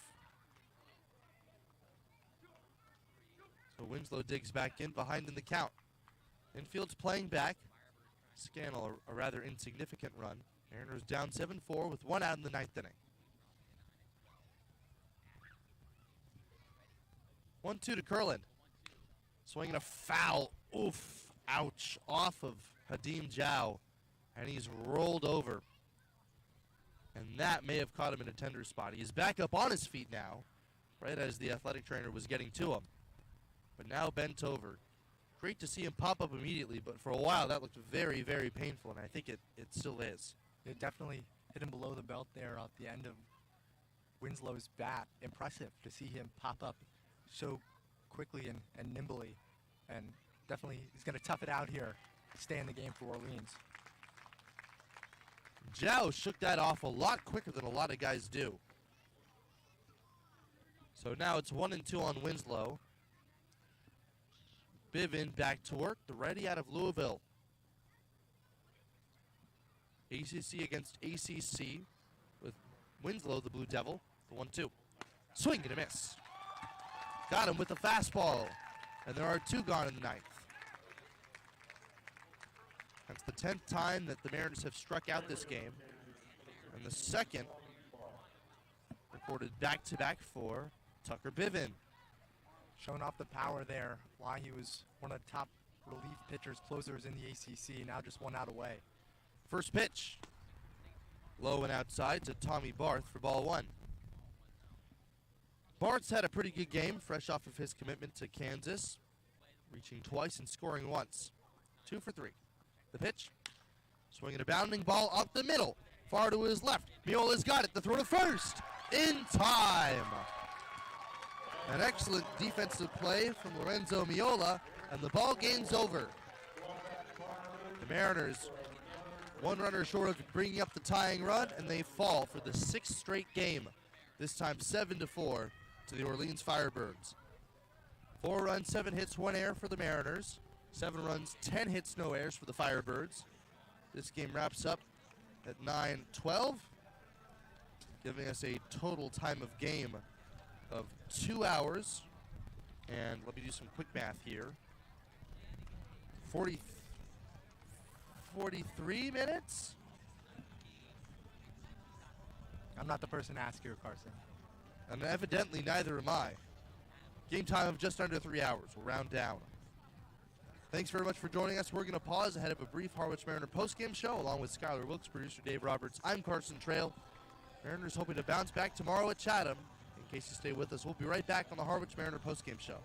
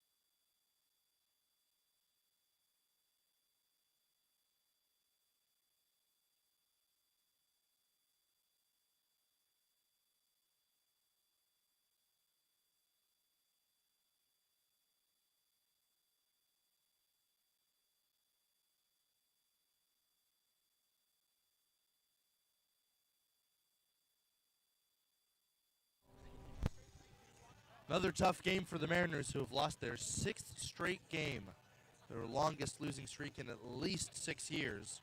This one by a final score of 7-4. The Mariners got out front early in this one, a 4-run second inning, and things were pretty optimistic from the get-go. A 3-run blast from Cam Maldonado after Tommy Barth hit an RBI single, and it looked like they were in business off of the ace for Orleans, Michael Fultz Jr.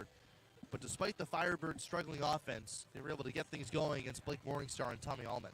That's the crazy thing, right? You put up 4 runs in the second inning against their best pitcher, the league leader in ERA, and you're thinking, oh, this is looking great here. And then the bats just died after that, and Orleans, the other way around, that 4-run 6th inning really sealed the deal, and a really tough loss for Harwich, where, again, they were in the game for much of it, and just these crucial moments later in the later stages proved costly. The Mariners had 4 base runners since the start of the 4th inning, and I think that's why, despite the score only reading a 3-run deficit, it felt so much further out of reach. And that's been the issue for the Mariners as of late. Yesterday's loss showing fight late in the game, but not tonight. This one to move on from, much like the other 5 losses in this 6-game slide. The time of the game, 2 hours, 41 minutes. The winning pitcher is Itsuki Takimoto.